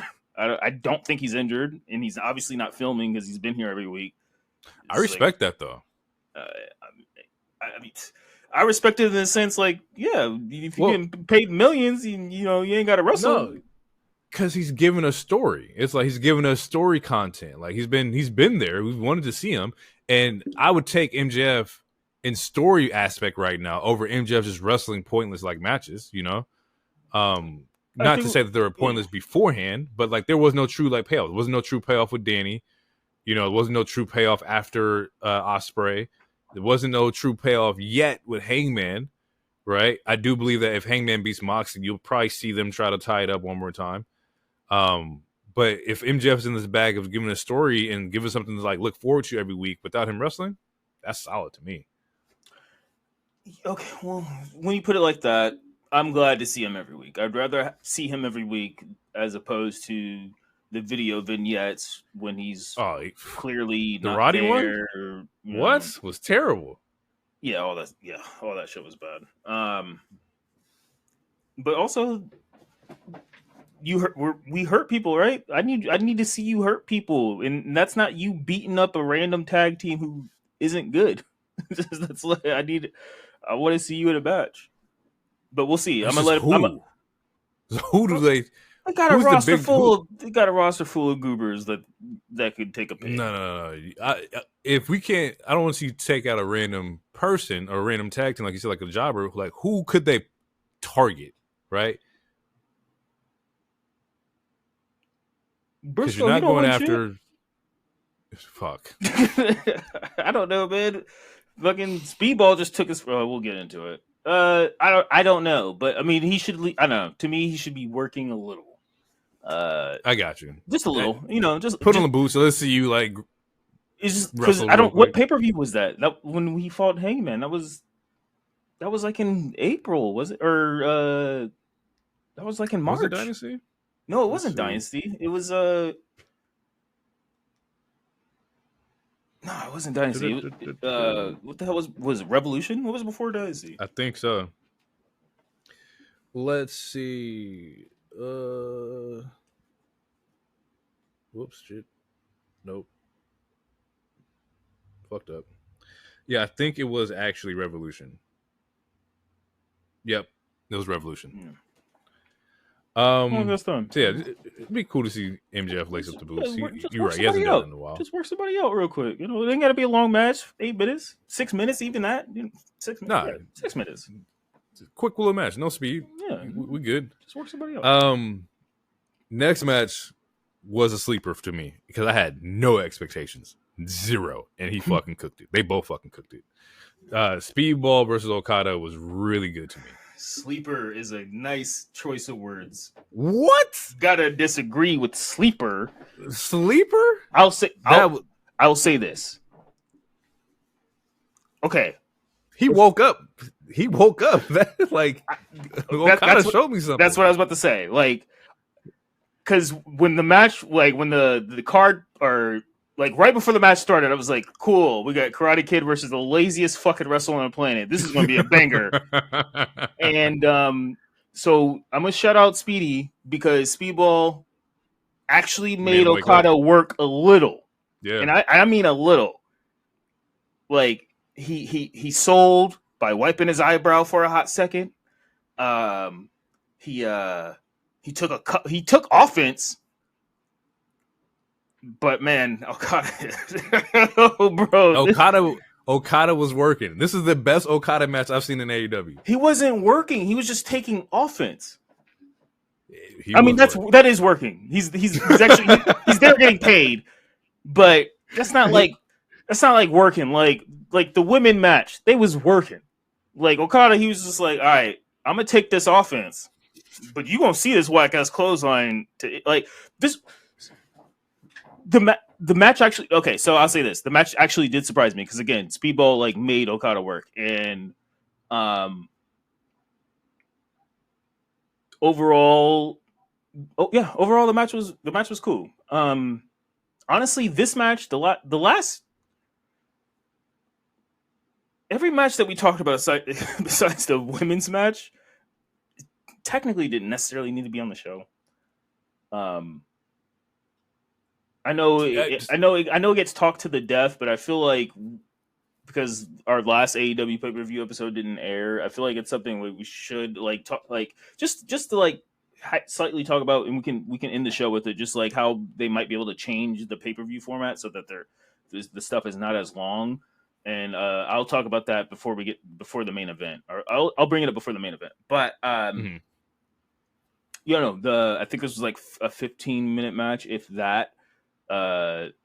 Speedball got some cool ass offense in, and when I mean cool, I mean the moonsault to the with the knees, him doing that shit twice. That shit was fire. Some of the kicks he got off was fire. Some of the kicks that he got off were goofy, but that's also kind of part of his character. The gimmick, yeah. Yeah, I don't want to call it a sleeper, but I want to say I was for sure surprised. I was absolutely surprised. I don't want to say it's a sleeper, but I want to say I was absolutely surprised. I was like, oh, Okada's sold. He wiped his eyebrow. He actually fucking cares. The nigga did he drop kicked him out of a moonsault. Like that shit was fucking hard. Okada's drop kick is one of the best drop kicks. Like that's one of the best things he's good at. It's like and that's not an insult. Like his drop, like if you look at his drop kick compared to people on all rosters, he has one of the best drop kicks in wrestling right now. He is one of the best. Like, so it's like when he doesn't hit a drop kick, that's when you know he's super wash. It's time to pack that shit up, bro. but yeah, like you're more than just a drop kick. And his hair was different, which was kind of strange. Yeah, people were talking about that too. It's kind of like he's changing into his old self. I don't even know what that means because I've always seen him as blonde. I think he's like earlier Okada didn't have the blonde. Oh, he had the platinum darker, like brown. Okay, interesting. But nevertheless, thoroughly surprised. Was a sleeper to me because I was not. That was gonna be my go make food match. I was like, okay, let me go and like go cook or whatever, get the food ready, whatnot. But I stayed and I watched. I was like, oh, I would have been pissed if I missed that because Okada was working. Next match was taken off it. Okay, all right. Well, before we move on, Finger was taken off it. But so my only problem with this match is that this is okay. So this is Okada's like first singles match in a long time that he didn't have to cheat to win. And this is Speedball's first singles loss. So how does that make Speedball look if the person who's been cheating for months, if not a whole year, doesn't have to cheat against me? And it's also my first loss. To me, it just makes you it makes you look funny in the light. Maybe I'm overthinking it, but based off of what I'm seeing from like this particular promotion, it's like to me it makes me look at you a little different because we're talking about a company where someone can get, fucking a spike power driver on the outside and then hop back up and do something. I seen him cheat to beat Buddy Matthews, Brody King, Ospreay, a couple other people. And then he just beats Speedball clean, which Okada is should do. He's a Hall of Famer in wrestling, he should be beating people clean. But why is Speedball the first person he beats clean? And why is this Speedball's first single loss? Like, this is one of those things where it's like this, because we know that, like, very similar to with Hayter with Toni Storm and Mercedes, we know that the end game for Texas is Kenny versus Okada. Did we even need this match per se? Like. And that's the question I asked a lot when it comes to Okada, because we know where they're going with it. It's like, how does this tie back into Kenny? Unless they're not doing Kenny versus Okada at Texas and they're doing Kenny versus Okada in Toronto, which is all out. And that gives you an extra month to kind of like plan or build that rivalry. Because I doubt, and I don't want to go into All In. I would be happy with whatever, but I don't want to go into All In with 3 main events, right? Where it's Hangman, Mox, and it's Toni and Mercedes, and then it's Kenny and Okada, like a triple like main event or whatever you want to call it would be great, but there's also a lot in that. Yeah, but it wouldn't be the first time doing it. And then if you consider the mid-card title a main event, then that's when we got to like literally like kind of like think about some other stuff. It's not the title though.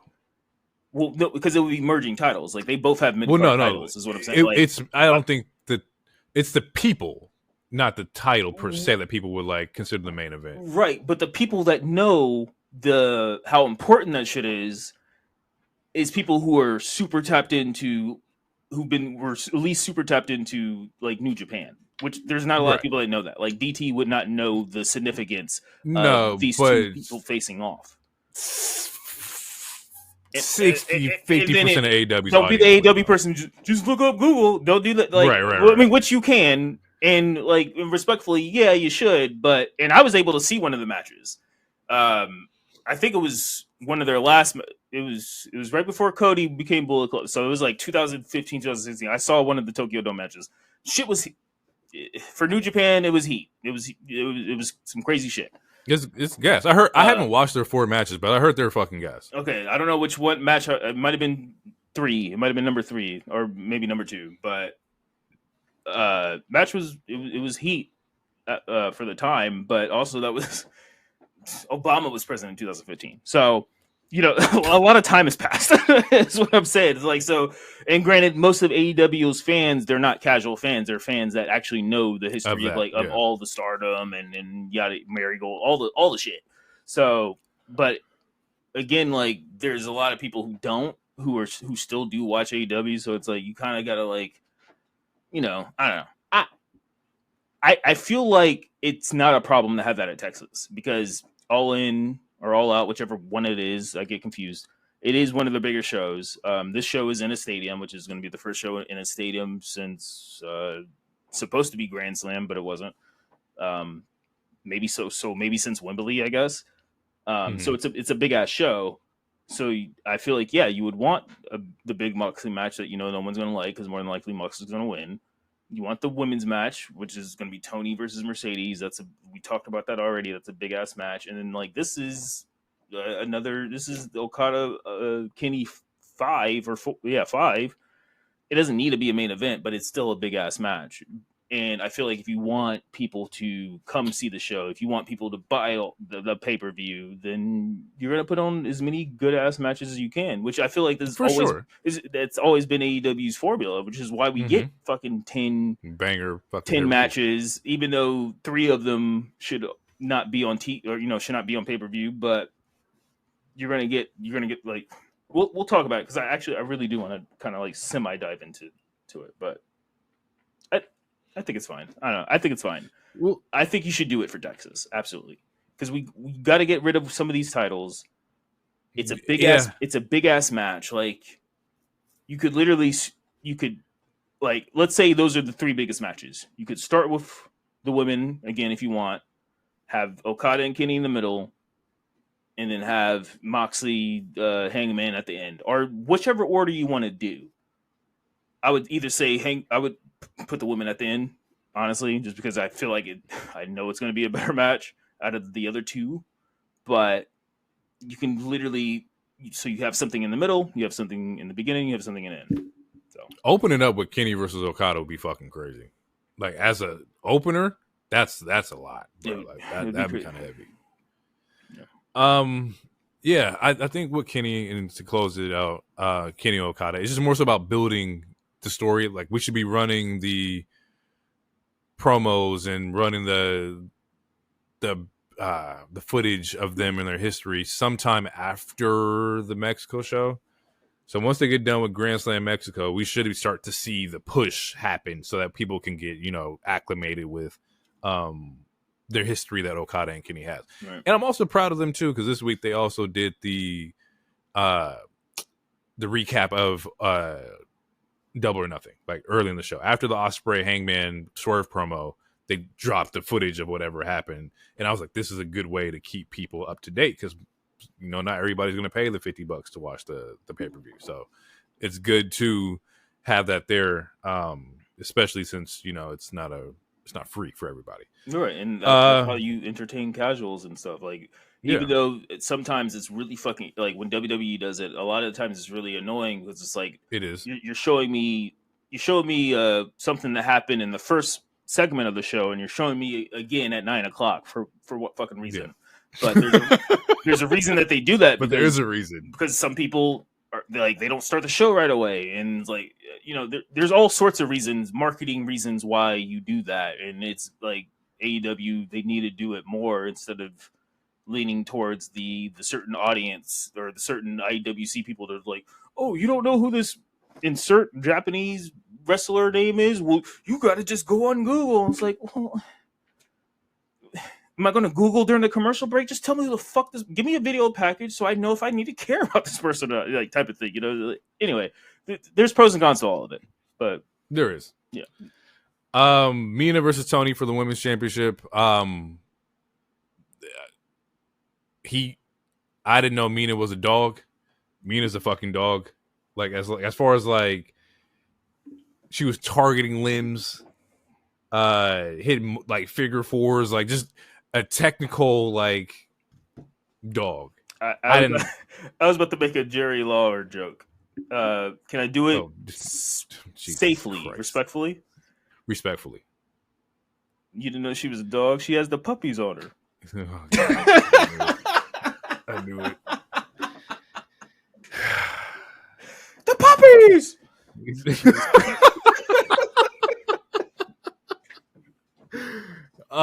Mina was grappling this. I was thoroughly like enjoying this match as well. Toni Storm had a fucking phenomenal outcome as well. Yeah.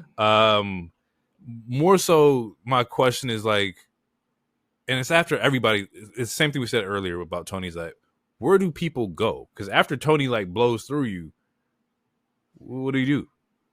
We're like the mid card title's tied up right now, and with the main card title, we don't have women's tag team belts, which I think they should introduce pretty soon. And TK keeps talking about like, oh, I would love to do that, bro. You're the boss. You can do it whenever the fuck you want, man. I really hate those answers from him. I really like Scorpio Sky. I'd love to work with him. You already do work with him. It's just shit like that. Like, I hate his answer, bro. Like, but then again, at the same time, some of the times I wish Triple H would give some of those answers because sometimes he's like Triple H. We talked about it before. Like he just says all the wrong shit. TK says the wrong shit, but he says it in such a PR way to where it makes sense. He's like, yeah, I would love to work with this person, bro. They're in your payroll already. What do you mean? Like, just call him. Like, tell them to come to work. You're waiting for somebody to come up to like, actually, Toni, you actually hired him. He works for us. He's actually in catering right now. Oh, okay. But he has to say that because he can't say the opposite. He can't say, you know what? I don't like this nigga at all. Yeah. He don't show up to work. Like he can't say nothing. He has to say that, bro. Because the opposite is terrible. Yeah, I mean, honestly, at this point, he just like it does. I feel like he can't do any wrong. I feel like honestly, if he just said like, yeah, I told Miro to go home because I didn't like the nigga. I feel like people would be like, yes, TK, you're my go home and redeem these checks, nigga. Yeah, bro, like. I feel like if Toni like went off on a couple people, like if he would have said what he really thought about Punk, I feel like people would have fucking been fine with it. Nah. He gotta sit. Nah, he can't. There's certain fan base that are going to defend you regardless. We see it with Trump. And that's I'm not trying to compare Trump to TK, but I'm just saying you see it. But no, I like Reserve Toni. Reserve Toni. There's no neck brace. All right, Reserve Toni. There's no. Bald asshole tweets. Incident. There's nothing. Bald assholes. Like there's Reserve Toni is grown up. I much rather prefer this version of him. Yeah. But overall, Mina versus Toni, solid match. They kiss at the end. It was and people were like upset about that. People were upset. Yeah, they're like, "Oh, this is wrestling to y'all." It's like, well, I mean, I don't really care for it. It doesn't get me off. It's just for the fans. Like. Nigga, like what you want, bro? I saw someone. Speaking of that, and this is a connection.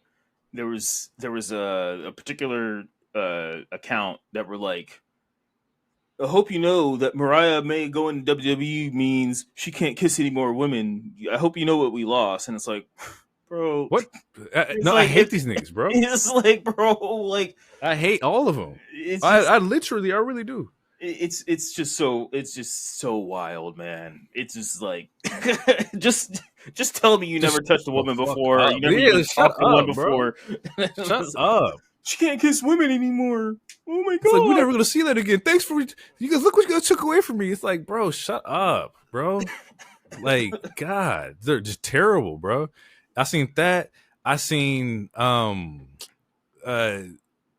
thing. I've been liking the tweets. I ain't gonna lie, I've been petty, but the tweets are like people double backing now to where like, oh, you Timu Mariah May, and now it's like, oh my god, they just fumbled Mariah May. It's like, bro, we just got you 4 months ago saying this crazy shit. Like, yeah, you look stupid. Like, y'all was calling her a fake Tiffany Stratton and vice versa. Like, and now everyone, bro, it's just like, shut up, bro. Like, Jesus Christ. And I mean, you even brought up earlier where people are like, you go as far as to call someone a traitor and all this stuff. It's like, fuck, man, like, bro, like. Tell me you never worked a job before. Like, just tell me you never worked a fucking job. Real quick. Off air, I was talking to DT about this. I think it was the Mariah May stuff or whatever. No, it was about the Ospreay stuff because the last 4 weeks, Ospreay's been very. He's been wilding out. I don't want to. Don't fall for the bait. Stop falling for the bait. Yeah, you know what he's doing. Don't fall for it. And same with Ricochet, you guys. Like, just don't fall for the bait. But like, I love Ricochet. I absolutely. He's eating everybody. I absolutely because you're falling for the bait. Like, I'm not falling for it. No, not you. Oh yeah, okay. But for like everybody who gets like pissed off, you're falling for everything he wants you all to do. He don't give a fuck. I would hope he doesn't. But it's like it's one of those. It's like, oh fuck. You know what? I think I might have just lost my point. But what were we talking about? Ospreay. And what Ospreay was saying. Okay, so because Ospreay's been wilding out. Like it's been like 4 or 5 weeks in a row. There's been a quote about WWE to some sort of aspect. Like, even to be fair, on the other side, they have been counter booking these niggas. Okay, counter booking is a term I low key want banned. Along with benched, like as far as 2025 goes, like benched and counter. Like I'm one more week away from WWE, but the niggas is booking like shows the same night. They just booked the ECW arena a week before. Nigga, come on, a spade is a spade, nigga. A spade is a spade, but also like it's like you were talking shit. Like the person who runs NXT is Shawn Michaels. The person who's in creative in WWE is Triple H. We're talking about DX. You're talking about some of the two pettiest motherfuckers ever, and you decided to call them bald assholes and all this other stuff. I'm not surprised that they're being petty, especially if you're one of your big stars is talking about me on a weekly basis. I'm a flex, but also at the same time, is it truly counter booking if it's like again, we're in 2025. Mostly everyone has multiple screens. I'm not going to say everyone does, but mostly everyone has multiple screens. Mostly everyone has a whether it's Sling. Sling has DVR. Basic cable packages have DVR. Like, you can watch these shows either at the same time or just right back to back. Like, this counter, like, early 90s, early 2000s, counter programming, sure, whatever. It's not as strong as it was in the 90s, but it's still counter booking. It's a thing, but to me it's a difference in where it's like if you have a show in California and I have a show in Boston and it just happens to be at the same time, like, sure, like, to me that's not like, yes, like, our shows are at the same time. Yes, your AEW pay-per-view and my NXT pay-per-view is on at the same time, but fans are going to choose what they want to see. And most, like, if you're a fan of all wrestling, if you're podcasters like us, you're going to watch all of it anyway. Right. And if you're not a podcaster like us, you're going to pick what you want to watch anyway. You're going to pick what you want. No one has a fucking gun. However, factual though, 3 goddamn WWE shows on the All In week cannot be coincidence. There's no fucking way. All In, bro. Tony TK don't own Memorial Week, bro. I'm not saying that. The question was, it can't be a coincidence. Oh no, it's not. No, it's not a coincidence, bro. Their promo code was all WWE. That's not a coincidence. That's petty. That's something I would do. So Ospreay can't be petty. That's what I'm saying. It wraps back to the original it's just point. Like everyone just needs to chill. That's what I'm saying. Everyone just needs to chill, and not everything needs a reaction. Like everyone just chill. Like not everyone but like with Ospreay's case, it's just like at this point, like you just keep talking, bro. Like, but also like it's just weird because you keep talking like, oh, like this other company they can't lace our boots, blah blah blah. But every time you lose a big match, coincidentally, there's a story about like how you opted to lose the match. I don't know. Mm-hmm. It to me, it's all very weird, and we just like. And as fans, you have to know that wrestlers are going to work you. Like Ricochet is working most of you. Maybe he believes some of the shit he does. Maybe yeah, but man, you're 36, bro. Like stop rage baiting. No, stop falling for these niggas, bro. It's like 50 Cent. It's like when I see 50 say something crazy about somebody, it's like stop falling for it. Like he's just it's either he believes it or he doesn't. Let it go. It don't bother me, bro. Ricochet sitting there talking about X, Y, and Z. It's like, if it's real, cool. But there's also some truth in the shit that he be saying. You want to call this man a bald pussy and say, fuck his wife? He's going to be like, no, fuck you. Like, cool, bro. You can't just call somebody's wife publicly and think you're going to get away with it. Oh, yeah, no, fuck all that. No. Like, it is what it is. Yeah. He got every right to respond to how he wants to respond. No, it's anywho. Not, responding is fine. It's just like randomly like, oh, you have like, Monday Night Wav tweets, "Oh, Mick Foley doesn't remember his last concussion," and he'll be like, "I'll squash that nigga." Like, god damn, bro! Like, what are you doing? like, why are you even responding? That's funny, bro. Like, it's like, why do you say that here? That don't. Why does that? I don't know, man. I'm very indifferent on it. That bald man can't lace my boots at all, and then he gets everybody riled the fuck up, bro. I mean, it's working. So easy. It's so easy. Yeah, it's working. I would be a fucking menace. Thank God I don't have a platform. It's so because the people are just so dumb, bro. Like, stop falling for this shit. Let him just rock. If you don't respond, it doesn't bother you. Yeah. Well, actually, Ricochet, you weren't shit in WWE. He's like, well, you're not shit, and now you just in the fucking Ricochet vortex, right? And then like, there was people like, well, blah blah blah, and he's like, actually, I had a very successful time there. It's like, I actually had a very. It's like, how are you not seeing? Like, how are you guys not reading the tea leaves at this point? Like, bro, he's working people. These people, this is what they do. You just gotta look at it and laugh. Speaking of chaos, Anarchy in the Arena. This shit. Okay. Wait. Did you not enjoy it? No, I did not. Oh, that's fucking crazy. How about this? I would say it's one of the better Anarchy in the Arenas. For sure. But there was too many things to where I was like, I need you guys to wrap this up a little. Like, I need you guys to. It was a little bit long. I will give you that. It was like plus entrances, it was 44 minutes. Without the entrances, it was like 35 or so, something like that. There was also 6 niggas in this match, so there's that. I will go on record, and we can now put Anarchy in the Arena in the same realm as like all the other stipulation matches. Ladder, TLCs, Hell in the Cells. It's up there for me. It's in that group. It's not the best one out of it, but it's definitely in the stipulation matches for sure. I enjoy these because it's just chaos. And you're not going to catch everything the first watch. But I'm also not about to rewatch this anytime soon just because it's over. It like high key. Like my biggest problem with it is that it's overstimulating.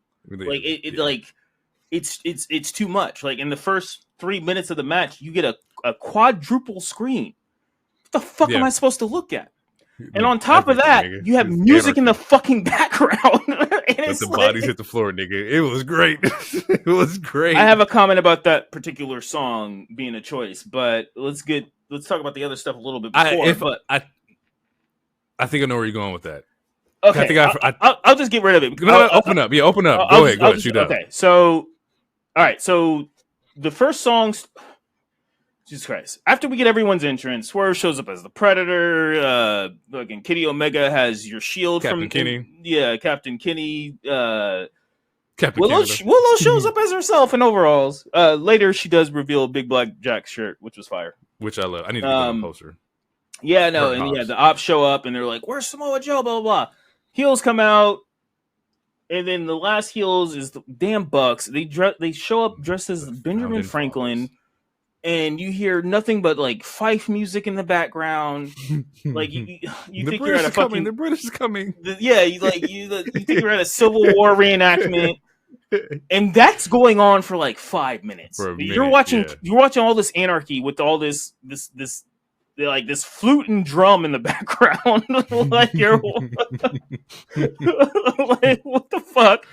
And then Kenny's like, nah. Let's switch that. Then they play the Pointer Sisters. I'm so excited. Yeah. And I'm like, honestly, I can kind of vibe to this. Like, this is like, I was like, well, this is fucking better than the drum and flute.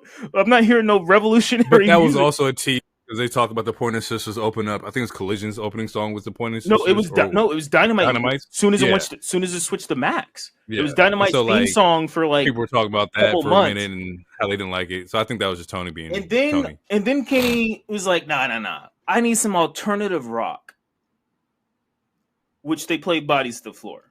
So my first problem with it is that's not alternative rock. That's new metal. If we're gonna be music heads, which we're slightly used to be a music wrestling podcast, that's not alternative rock. It's new metal. New metal is like, not Slipknot, but like Linkin Park, Three Doors Down, that shit.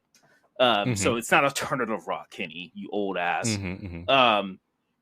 Then this is okay. Maybe this is my English major stoner brain, and I feel like no one really talked about it. But to me, and I'm only getting this out of the way so that we can talk about the good, which I still have plenty of bad to say. But to me, it's tone deaf to play a song called I knew you were gonna say it. Bodies Hit the Floor on the same With show Owen. that you have an Owen Hart Tournament. No one else. Yeah. I've listened to multiple podcasts. No one is talking about this. And like, I'm not trying to make it a big. I'm not trying to make it in that of a thing. I'm not trying to make I do it understand what you're saying. But it's like, again, there's so many new metal songs you could have played. You could have played anything from Papa Roach. You could have played any other Limp Bizkit song. There's a lot of songs you could play. To me, it's just a little like. But we're crowning the winners of the Owens. You play that. Yeah, I do hear what you're saying. I get it. I don't think it's that deep, but I do hear what you're saying. To me, it's not that deep because a different promotion did it. If WWE did it, it would be deep. If TNA did it, it would be deep. Yeah, because WWE is a promotion where it actually happened, nigga. Right, but but the people who run WWE now aren't the same people who did that. The same dude who's doing that. To me, it's not good. I don't want to say it's bad taste. It's just not tasteful. You could have chose any. There's so many new metal songs. There's things to be self-aware of. I get that. Yeah. And I don't think actually, no, AEW doesn't carry the guilt of Owen. That's strictly a WWE thing. Right. That's right. How they look at that. Honestly, it's not even about carrying the guilt. To me, it's just like, it's like if you had a wrestling show and you had Megan Thee Stallion at your show, you're not going to play a song about shooting a woman. It wouldn't make any sense. To me, that'd be bad taste. And maybe that's too relevant or anything. Again, I'm not trying to make a big deal about it. Because again, no one else talked about it. So to me, it's like, all right, maybe I was just a little too high. But like, I don't know. To me, I've seen it. I see somebody else say it too. But like it, you could just chose it. That's all. I get it. You sound like Drake. I get it. I get it. I do. They do end up playing it. And here's the thing: the first it 3 or 4 times. Oh, the first time it popped and they went fucking crazy. Yeah. And the dope part is I was on like TikTok. It seemed like the fan perspectives of how like it was light mosh pit at a wrestling show. Like the energy was up, bro. You can't watch those clips of like the crowd and not get hyped yourself. It's fucking insane. That shit was fucking cool. And it did work because after, people were like, oh, this is the kind of the point where people like fall asleep or whatnot. You play that shit and you got them amped up and they woke the fuck up, right? They're up. However, after the fourth time, it's like, all right, fifth time, I was like, okay, we got to stop. And eventually, after like the fifth or sixth time they stopped playing it, I was like, great. But that first initial pop, like, to see the crowd, like, I ain't been in like no rock or like mosh pit settings, but to see them actually jump with the like the bodies are in the crowd just fucking jumping and it hits, oh, it's fucking nuts, bro. Yeah, that shit was fucking tight. And to be transparent, if I was in the crowd that first time, I would have popped. After the third, at some point, the beer would have set into me and was like, is this right? Should we be doing this right now? The consciousness would have hit. At some point, my morals would have hit. Like, because I do have morals. As many jokes as I make on this show, as controversial as I may be, quote unquote, at some point I do have morals. I'm like, what the fuck? After shit was after number 4, I would have been like, yeah, what the fuck? It was a lot after the fourth or fifth time, but nevertheless, great fucking match to me. There's a lot that was happening here. We got Kenny backflipping into the crowd. They got that shit's fucking hard. There's a photo of it out somewhere where this photographer took it, and it looks fucking dope. Yeah. Hobbs is just tossing the fuck out of Wheeler Yuta. I think that's just his job, is to fucking take him and just throw him out. We got the springboard powerbomb that the Bucks did. That shit was fucking dope. Willow gets tied to the ring post by her ear, which something about like, and this is with anybody with like gauges or something like that. Like when you like throw shit in them, it creeps me the fuck out. And you can see like ear like stretches, like it drives me up a wall because it's gross and it's also easy to break. Like I used to have late high school. I used to have gauges. I didn't go like that big, which is why my ears are normal. I guess I should say pause to that. But it's gross as fuck because like during the pandemic when I think it was the Jeff Hardy Randy Orton Hell in a Cell. Like Randy Orton did something similar. Actually, Jeff Hardy did that twice during the pandemic era. It's just gross. And honestly, I think another one of the reasons it's so gross is one, because you don't see that often. 2, it's really like once you see it, like there's a part in your brain where like that's really easy to like to fucking that's really easy to rip. Like as humans, we don't know how strong and how also flimsy we are at the same time. Like technically, if you wanted to, you can bite your finger off right now. You have the power to do that. But there's something in your brain that's like, no, I'm not going to do that. That sounds painful. It sounds like a lot of work. Like, no, like, so it's like you're seeing something that's like, oh, you're seeing someone's ears super stretch out and fit a fucking like handcuff into it. And you're like, oh my God, it might take one bad sneeze for that to rip. Right. And of course, everything that they've been doing has been, tested through. They're doing a lot of like, precautionary measures. It was just gross to like think that, what can I do in this match that's going to freak people the fuck out? Yeah, it's just one of those parts in the back of our like monkey reptilian brain to where it's like even though like because that's one of the reasons I really like wrestling, because it's like I get gratification watching wrestling knowing that they're not intentionally trying to kill the other human being. Like I do like watching UFC. I do like watching boxing, but there's sometimes when I'm watching UFC and you like see that like one really good shot, and then you just see like that person go limp, and you see them getting their fucking face beaten for like 3 seconds before the ref stops. And there's something there's a part of me where I'm like, man, that person's really fucking hurt, and that kind of sucks. I mean, the fight was cool, like the aggression male part of me is like, yeah, like, but then there's the other part of me is like, that motherfucker, like he got knocked out, he went limp. Like seeing someone's body go limp and then like just fall, like it's fucking scary. So that's one of the reasons I love watching wrestling, because it's like I know that this person, even though they're hitting them with a chair, they're not trying to actually like legitimately fucking kill this human being. Not trying to kill nobody. But then you see those random kind of spots where it's like, nigga, that is gross. That shit is fucking the gauge, that's just gross. The gauge spot was crazy. I think I'm willing to put Hobbs Spinebuster up there with probably top 3 spinebusters in wrestling of all time. As of right now, yes. And Arn Anderson, I think he got it. Arn Anderson helped him with it. While Arn was there, which makes that makes a lot of sense. It looked like an Arn spine buster. Like he's definitely top 3. We got the Claudio swinging Swerve to the speaker. We got Swerve off the fucking pallet jack. There was just a lot going on in this match, bro. It was really fucking dope. Taxing them out with the super kick / the tax in the mouth, the knees. We got to get an exploding table.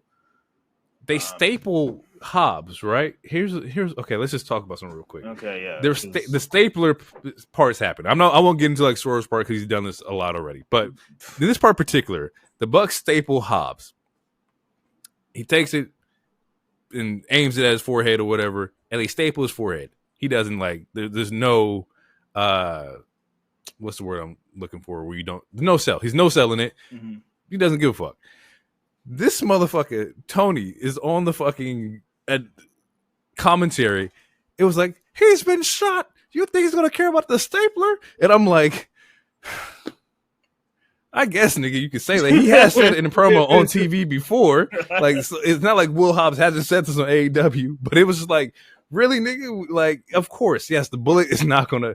Bullet doesn't equal shit to the fucking stapler. But it was the way he said it. He was like, so like, hey, he's been shot before. The stapler's not going to do anything. And I was like, nigga, what'd you just say? Yeah, no, that's kind of weird because, like you say, we've seen Swerve get stapled so many times. Like, to my knowledge, he hasn't been shot. So, so since Swerve could eat staplers, what does that mean? Like, yeah, no, you think Hobbs only eats it? He eats them better because he's been shot. See, Shirakawa, that's why you like, what the fuck? Maybe that's why he hasn't been on every single Dynamite the last couple months. Because you kind of wilding out. I was taking notes, nigga. I popped my head. I was like, I guess in context of wrestling, he has said that in his promo before, where he's like, he's been shot. He's not afraid of nothing. But coming out of your mouth, it just sounded funny to me. But it's anarchy, nigga, anarchy. This shit was wild. So yeah, eventually the Opps takes the Death Riders and locks him in the ambulance, which I was like, okay. Goofy spot. Nigga. Yeah. So the Opps takes the Death Riders, they put them into the ambulance, the same ambulance that Mark Briscoe was in. Actually, Mark Briscoe was in this match to where he ends up popping out and ended up helping the Death Riders, still covered in all this goddamn blood, which is like, you ain't gonna wipe that off. You're not gonna, like, take a cold compress, a towel. Nope. Still bloodied up. So they throw him in the back of the ambulance, locks him in there. We then get the V-Trigger house call spot, which was fucking dope, between Kenny and Swerve. And that's one of the matches that I personally cannot wait to see. Like, seeing Swerve across from Kenny Omega is one of my technical, like, dream matches in AEW. I think I want to see that happen. But yeah, anywho, we get the one we get Angel through the exploding table. Swerve stomp with the Ellen Iverson answer threes, which I love the fact that, you tie your shoe game into it. Also, shout out to everybody who's been getting them. They've been popping up everywhere. Like, all the wrestlers done picked them up and whatnot. And then we get the good guys end up winning the match here. I loved it. Anarchy in the Arena was great. A little long. Probably could have cut off like 15 minutes. But yeah, I was thoroughly impressed with that match. Or not thoroughly impressed, but just it did what it needed to do, which is keep me excited and entertained. Okay, real quick. What's her name? Marina Shafir took a bottle to the head. It didn't affect her. That is weird to me. Like, and the glass bottle just evaporated because obviously it's fake glass, which is fine. Right. It's just like, even in a comedy movie, if someone hits you, sell something. Yeah, you got to sell that. But overall, like you said, the match did what it was supposed to do. We could talk about like how long it was. We could talk about the music choices. My biggest nitpick of the match, regardless of music choice or how long it was, yada yada, is just the fact that it felt like there was no stakes to it. Like, with Blood and Guts, last year, like when we had the whole staple spot with Swerve, and then Darby was about to set Jack Perry on fire or whatever. There was at least stakes to that because at least set up a title match or something like that. This was just good guys versus bad guys, and let's just fight everywhere. Let's just do all this crazy shit. But it didn't necessarily matter who won or who lost because there was necessarily no stakes. Like this following Dynamite, we see another 6-man with 6 of the people that were in this match, or not. Yeah. No, but Briscoe, he wasn't in this match, but he did show up later because we get interferences. Like we get Gabe Kidd, we get Briscoe, we get Hook returns in a hoodie, like he just woke out of bed. Yeah, because Hook, he hits Claudio with the chair. Or he interferes with Claudio in this. And Joe's looking at Hook like, oh, Hook's back. Yeah, and then Hook was like, nah, nigga, I'm not back. Fuck you. I'm out. Yeah, which is weird. Which it's like... Is it? It's you replaced me. And y'all got gold and shit? You got pay-per-view matches? You replace me? Well, it's either replace you or you get rid of the titles. Type of thing. And the Opps, drop the belts. We didn't care about them anyway. We just wanted to prove that we was good. Yeah, I don't know. I don't know. I don't know. To me, it's weird because Joe came back from his vacation or hiatus or being forklift through a wall to return to help Hook. So it's like you get upset because I had to replace you for a title match. Like you still part of the group, but nigga, it's just you vomited in the ring. We had to make a choice. You vomited in the ring. Like what was supposed to do? Like I've never seen that shit before. I've been wrestling for 30 years. But yeah. Yeah, I mean, everything aside, my biggest gripe was just like there was just no stakes. It was just a match, which is fine. It's fine to have just a match, especially in a match that's supposed to be entertaining. That technically was entertaining for a lot of people, because it's literally Anarchy in the Arena. You got exactly what the title of the match is. It's just when it's simple like that. You just take it for what it is. It's Anarchy in the Arena. There was I don't think there was supposed to be any kind of like stakes to it besides chaos. Well, that's where it's kind of weird because it's like you get Gabe Kidd involvement for the last 3-4 weeks. It's true. And we still don't fully. What's his point? What does he want? What is he doing? Like I mean, besides Moxley just paying him, I guess like we don't really know. Mm-hmm. I don't know. It's just I just wish there was like some stakes or like something mattered, like towards like the baby faces win, they get something, or if heels win, they get. I don't know. I just wish there was like some stakes or like something mattered because to me it feels like nothing mattered because again, like the following Dynamite, we just get another 6-man with 4 of the people or 6 of the people that were in the match. Post this match, the report came out that like multiple people were pretty heavily injured, which makes sense. Absolutely. You getting Swerve stomped with shoes that have tacks in them. You getting kicked in the mouth with tags. Yeah, they said the swanton that Matt did like fucked up his hip, and it was like, yeah, like that's what's happening. I did expect. It's also true too. I did expect somebody to return in this match, and I didn't know. The thought was originally Eddie Kingston because, like, this should be about the time where, like, he is getting healthy because he has been rehabbing and whatnot. Yeah. Maybe they're saving that for All In or All Out or whatever. He said he was nowhere close, but that could be a work. It's also true. Yeah, he just had an interview late last week, but yeah, it seems like he's not close. But yeah, that could always be a work. And then I assumed you were about to say Jack Perry. No, honestly, I wasn't thinking about Jack. Oh, that's crazy. Who was the other person? Darb. Bro, it's going to take a little longer to come off the mountain. Arizona to like Washington ain't that far of a flight. Mount Everest is not in Arizona. Yeah, I said Arizona to Washington. Or from Washington. Okay. Right? Yes, you said that, but okay, so we got the pictures last week of him accomplishing the mountain. Mm-hmm. It takes longer to get down than it takes to get up, to my knowledge. Oh, well, nigga, I don't know. I've never been on the mountain, so I don't know about like descent and ascending time. I don't know how long it takes. I might be wrong, but I think it takes longer to get down than it does to get up. But either way, okay. We saw how long he was going to go up. it's going to take That's longer than a week. Just for for him to like, get down. and then because It's that chopper. Mount Everest, I think it's in Tibet, isn't it, or is it Africa? Like, What? got a whole No. flight. Are you talking about Kilimanjaro, nigga? What are you Where's talking about? Everest at?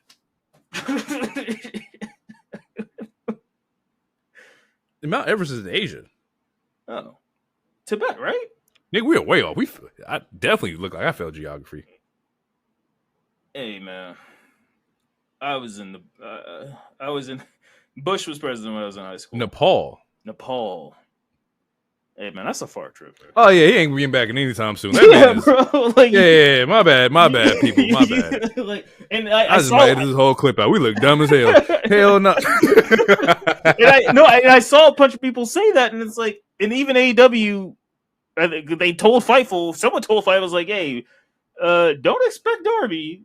Because what? No, I thought this man was at home in Seattle just waiting. I was like, yeah, that's what the flight from Washington to Arizona ain't that big. He's like, no, nigga, he's in Asia. Everest nigga is coming down. You thought Everest was in Washington? No, I thought he was at home in Seattle, Washington. Okay. Nigga, I ain't that. That's crazy. All right, bro. All right. I got for sure edit that out, nigga. I was like, yeah, Washington, Arizona. He probably at home waiting, just chilling. Oh shit. Oh fuck, that would have been funny as fuck. Like, you thought Everett was in Washington? No. He should for sure be back. He'll return when Moxley retains at All in Texas. I swear to God, don't put that in the air. That's my guy too, but don't put that in the air.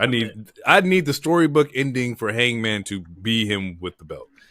I need the babyface run with the AEW title. I need that to happen. Anywho. Paragon versus Callis family. I thought this was a collision match that should have been on Collision. It just sets up New Japan because Tanahashi pops up at the end. All right. So I won't go into detail with that. Yeah, no. F this match real quick. This is what I want to talk about. Okay, so AEW is known for having long shows. Mm-hmm. We're not the only people to talk about it, obviously. Mm-hmm.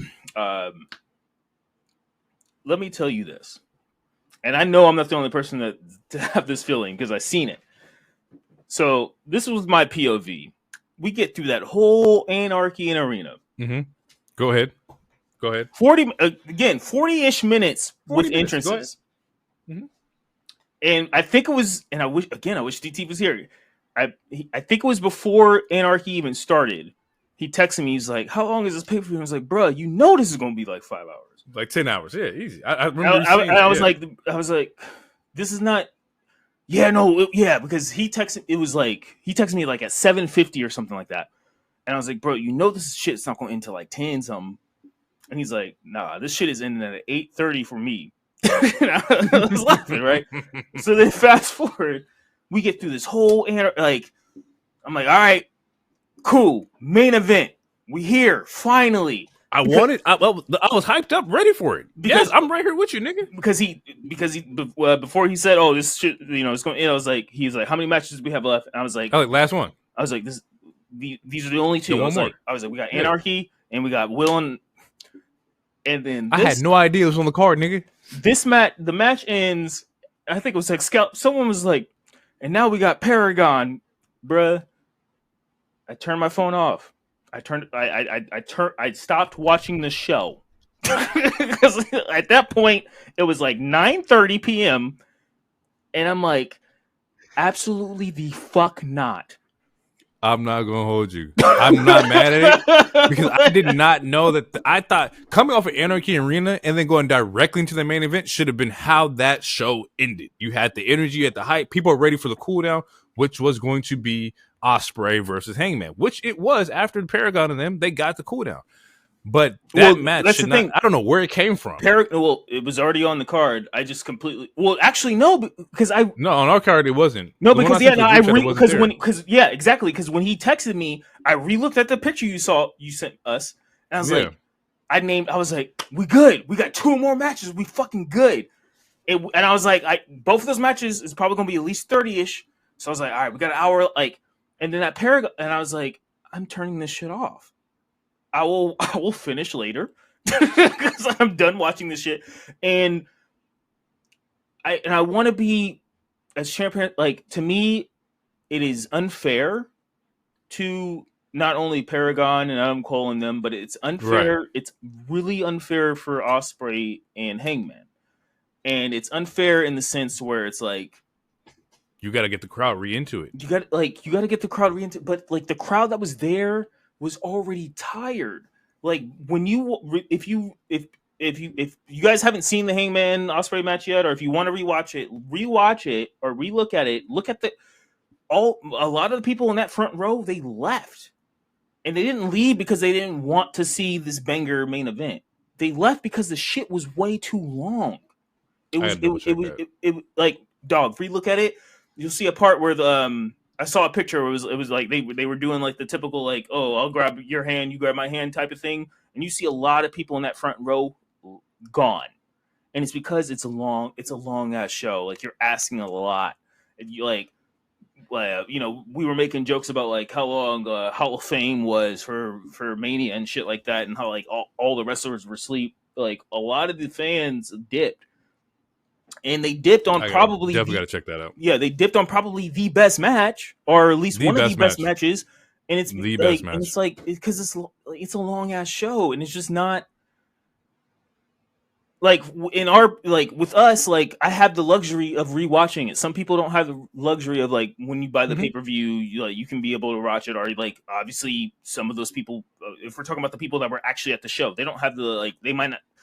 I'm not going to pay for a show and then buy the pay-per-view after. Like that's a lot of money. Like and just to rewatch the last like 40 minutes because you decided like it's just really unfair to the talent, and it's one of those things where it's like. No, I don't want you to copy Triple H and have 5 matches. Like, I understand that it's a pay-per-view and TK, to his benefit, he wants to give the fans the and best. He has. But he wants to give you your money's worth. Cost of, and I respect that. Right. I think there's a balance though. There's definitely a balance. It's finding the happy medium. So okay. My question is, in your perfect world. Oh, okay. Go ahead. I think you're going to ask I was going to ask you the same question. If you want me, I'll go first. You start the show an hour early. You take off 2 to 3 matches. I think this was a 10-match show. It could have been a 7. Honestly, it could have been 6, but it could have been a 7. I think you got to start. You need to start an hour early, and you need to take off. Like not every show does not need to be 9 to 12 matches. Because some of these, like, there's 3 to 4 matches on this card, like the Hurt Business match, the Daniel Garcia match, even the Paragon, like all three of those could have been on Collision, or at least one on Dynamite, and it would have been fine. Like, but Bobby and them, you need them on pay-per-view. You need to find better opponents. You should have them on pay-per-view. You should have Bobby them and them is fire. But since we know the division is lacking, it doesn't necessarily need to be on paper. It doesn't have to be. But yes, I do understand. In my world, yeah, the best lineup for me is I do agree with the earlier shows. I do like that. Just 1 hour early and like 2 matches less, I think would be perfect. Yeah. 7 matches is probably like perfect for me. 7 AEW matches, 7 solid AEW matches is good. That kind of lines up with what you were talking about, to where you cut off the 3 matches or whatever. But 7 AEW matches in an hour early, cool. If we in the AEW pay-per-view at 8:30 our time, 8 o'clock our time, good for me. That's solid. Which is like 12:30 East Coast time. So like, because that's also asking a lot for people to be like, oh, we have our pay-per-views at 12:30 in New York City. Like, you gotta. I don't know if that's possible. Something is like, and possible. I don't. That's getting to like the logistics. Yeah, right. That's not our pod. We're not a numbers podcast like that. It's just like, I feel like, and we'll break down the match. I just want to get this out of the way because I don't want to end the show with this. But I feel like because again, I understand the aspect of wanting to give the fans their money's worth. Like, there's a lot of people that pay $50 for a pay-per-view. They want to see all this talent. They want to see all these cool ass matches. Sometimes less is more, but it doesn't have to be. It doesn't have to be the Triple H method. Like, we need a happy medium.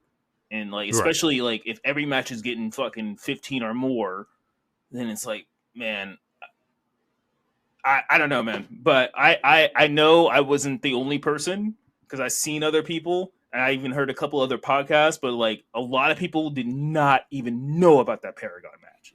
And they were like, oh, we just like you just had all the mental adrenaline, all the endorphins hit your brain at the Anarchy Arena, and they're like, all right, now we got a 6-man. Nigga, what? Yeah. Like, and I feel bad because like you put in some workers. You got Konosuke and you had Fletcher in that match who are some fucking workers. Paragon's also some fucking workers. But it's like that's not the high that we was looking for, man. Like that's like we were trying to go straight to like the Ospreay and Hangman match. And to close it out, like I said, it's an important piece here because they set up Tanahashi in some kind of way because New Japan's doing this shit over there. So maybe it's gonna be Fletcher versus Tanahashi in his last match at Forbidden Door, and we'll see what that looks like. But let's wrap this up. Yes. AEW Owen Final, Ospreay, Hangman, absolutely fucking phenomenal. Yeah, exactly what it was supposed to be. Honestly, fucking phenomenal, bro. It's going to one of my match of the year list for sure. Out of this pay-per-view, I think that's a no-brainer. But they fucking balled the fuck out. One of my favorite spots about this match was them pulling out their Opps finishing move, right? To see like, we've hit each other with our finishers and that's not working. So I'm going to hit you with a V-trigger, who my biggest op is Kenny Omega, and you're going to hit me with a big pressure. His op is fucking Swerve. Like, that's fucking tight to me. Like, that was a different level of, like, calling back of, like, we done lost to these people so many times or battled with these people so many times. Let me pull out their moves, right? Let me try some of that. I'm definitely not in my bag, but I'm so desperate to, like, do, Yeah, that's like Goku hitting a Gatling gun on Frieza. Yeah, like, I fuck with that. Like, what? I never seen it's like hit a big bane yet. What the fuck? Nah, not at all. I thought that was really dope. I thought Paige using Christopher Daniels' move in this was a callback, and I respect that Schiavone also brought that up. Like, using this move because he is the one who retired him and XYZ. Like, just those callbacks. Like, I love the atmosphere where like they toned the lights down a little bit. They had like this blue glow, like. And somebody kind of pointed it out earlier, and then one of the production crew members verified that like Mercedes in Hayter's match was bright. It was like the symbolizing that the sun was up, right? And then on the back half, they changed the lights down to symbolize kind of like the darker desert, like night vibe. And I thought that was fucking genius. I love the just creativity that the production crew's getting into. Like that's a huge step. But overall, I'm gonna call a little cap on that. I'm not saying that they're wrong, but I feel like that's them making up an excuse. The reason why they dimmed the lights down is because people were leaving because the show was long. At least that's how. I don't think that was the case. The difference between the beginning of Anarchy in Arena versus the beginning of Hangman and Ospreay is like when you are watching your basketball team down by 20 in the last minute and 30 seconds, and you just see a bunch of people leaving. But you don't actually physically see the people leaving. Did I see this? I don't. And even with that, this is not me talking shit. Sorry, this isn't me talking shit. It's just I feel like there's a little like I don't think the lighting was as philosophical. To me, it wasn't no Huey Freeman as they were trying to portray, because they changed the entrance too. Like you don't create a secondary set of entrance like graphics because you think people are going to leave. The entrance graphics were also like symbolizing night like stars and shit like that, like or starry nights. Like it's a whole thing that they were doing there. Yeah. I don't think it's because people were leaving. Like there was too much that they added into that. Like if you go back and look at the Ospreay match, like their entrances were completely different.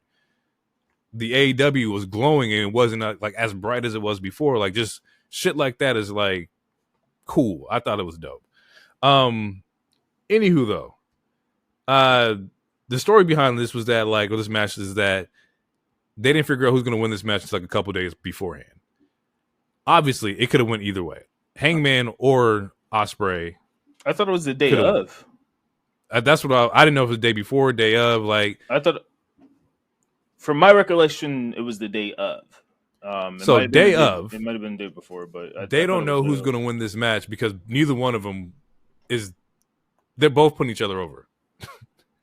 Yeah. From what we've been hearing, I think the best person won. I think Ospreay will be fine. I don't think it's his time yet. I think a lot of Ospreay's promos have been talking about his ascension. I think you can dig into that. I think there's a story there.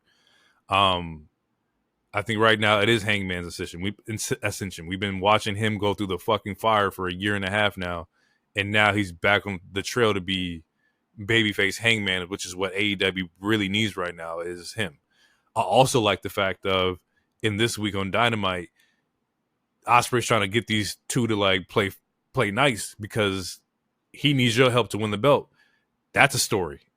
Can you get help from the person that you hated the most? Would you accept it? Would you allow it? Would you help the man who burned your childhood home down for the betterment of AEW? I like that story. Hey, man. I think I said damn near 2 months ago that this is where they were going to, and it's going to happen. I also said I'd walk in oncoming traffic, but life has changed a little bit. I got concerts to go to, and babies to kiss, and whatnot. I still might walk into traffic, but we're getting the Hangman and Swerve alliance, and it's more than likely going to be. It's going to happen. It's honestly, this bucks are probably going to cost Hangman at All In. Which is funny because he mentioned that in the promo this week. Because he's like, last time I seen you, or last time you came around, the Bucks interfered in my match and caused me like the world championship and whatnot. And they said they did it for you. And Hangman was like, I don't need them to do it. If I wanted you to not win, I would have did it. If you can't remember, dumbass, I was there. It had a split second where I looked at Mox where I wanted to help you. And I was like, yeah, that definitely did happen. And Hangman is not no punk. If he wanted to take out Swerve, he would have did it himself. No. He would have interfered in some kind of way. Yeah, no. That's why Hangman is always going to be one of my favorites. Because to me, like, even no matter how corny he comes off sometimes, especially with this Batman voice thing that he's been doing for like last year or so, he isn't a liar though. Like everything, everything he said or that he said he would do, he would do.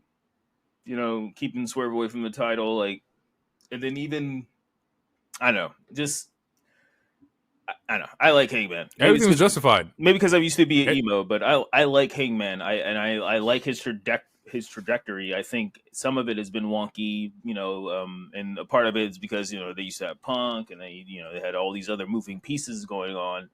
But now that he's back to the main focal point, I do enjoy it. I disagree though, as far as I think Ospreay should have won, but assuming that they want to keep this Darby Allin plan, then I don't think that's the case. I hope it's not the case. I think, honestly, if it wasn't the case, then they should have changed the titles off of Mox. They could have changed the titles off. They could have took the title off of Mox anytime they wanted. Mox has had this title since September, I think. Mm-hmm. They could have put it on Cope. They could have put it on Hangman before. They could have put it on Jay White. They could have put it on so many other people. And I feel like the fact that they keep doubling down, I feel like they definitely are waiting for Darby. Otherwise, only time will tell. But dead ass, if Hangman does not win, then it's definitely been for Darby. All of this has been for Darby. And it seems like that's always what they kind of wanted. But it's honestly, the real question is that what Darby wants? So Hangman or Mox has had 4 or 8 title matches since September, right? Since he got it. And I'm going to name off who he's fought. And you tell me if they would have been a better choice as world champion. Okay. Right. First defense was Orange Cassidy. No. Next defense was a fatal 4-way, Hangman, Jay White, Orange Cassidy. I would say that would have been a perfect time to give it to Hangman or Jay White, but not Orange or Mox. Okay, so we got at one match where we could have switched it. Because Mox versus by the time we get to that point, like the crowd was already like, whether you mind you, that was a third title defense. That was that was the third title defense, but by that time, or second title defense. But I don't know what's the month difference. Either way, by that time, most it was a month. You said what? It was a month, so that was. Oh, it was literally Orange Cassidy Mox was November 23rd. Another month was the Fatal 4-Way. By the time the Fatal 4-Way happened, majority of the people were already sick of the Death Riders like rhetoric and what it meant and what it understood. So if they wanted to pivot based off of perception, and the best example I can give you, like the other week when Mina came back and then Toni was like, you know what, I switched the music already before the match even ended. Mm-hmm. If he wanted to make a similar pivot, that Fatal 4-Way would have been the perfect time. But then they didn't pivot, so continue. So I agree that around that time, I won't say it was in December. I think in January. I think the match that he had against Hobbs, that's when people were like, okay, this Death Rider shit is like, all right, what the fuck's going on here? So we're a month apart about as far as like, you know, when we thought it was overexhausted of the Death Rider shit. But yeah, okay, Moxie Hobbs. Should he have lost to Hobbs? Not. Hobbs shouldn't have won, but he shouldn't have lost the way that he lost. That's for sure. Revolution against Cope and Christian Cage. Oh God. At this point, I'm gonna say yes. Really? I'm gonna say yes because everyone, even diehards, were already sick of this Death Rider stuff. Like, do we believe that Cope would have been a solid world champion? He would be a solid interim champion. I feel like he would have been better than us seeing what we've seen since that match. Because even by the Fatal 4-Way, which was month 2, there was so many people who are already over this bullshit. And then we get the Hobbs stuff. And then we see him just randomly choke out Hobbs, someone who looks like he could literally eat him. And then it's like, all right, now, even the most diehards are kind of taking the IV out. It's like, what the fuck are we doing here? And then it's like, all right, Cope seems like a decent reset. Like, there's a reason you hired this old ass bug-eyed man. And they were like, nah. They're still like, nah. In Death Riders for an interim champion. I don't think you do.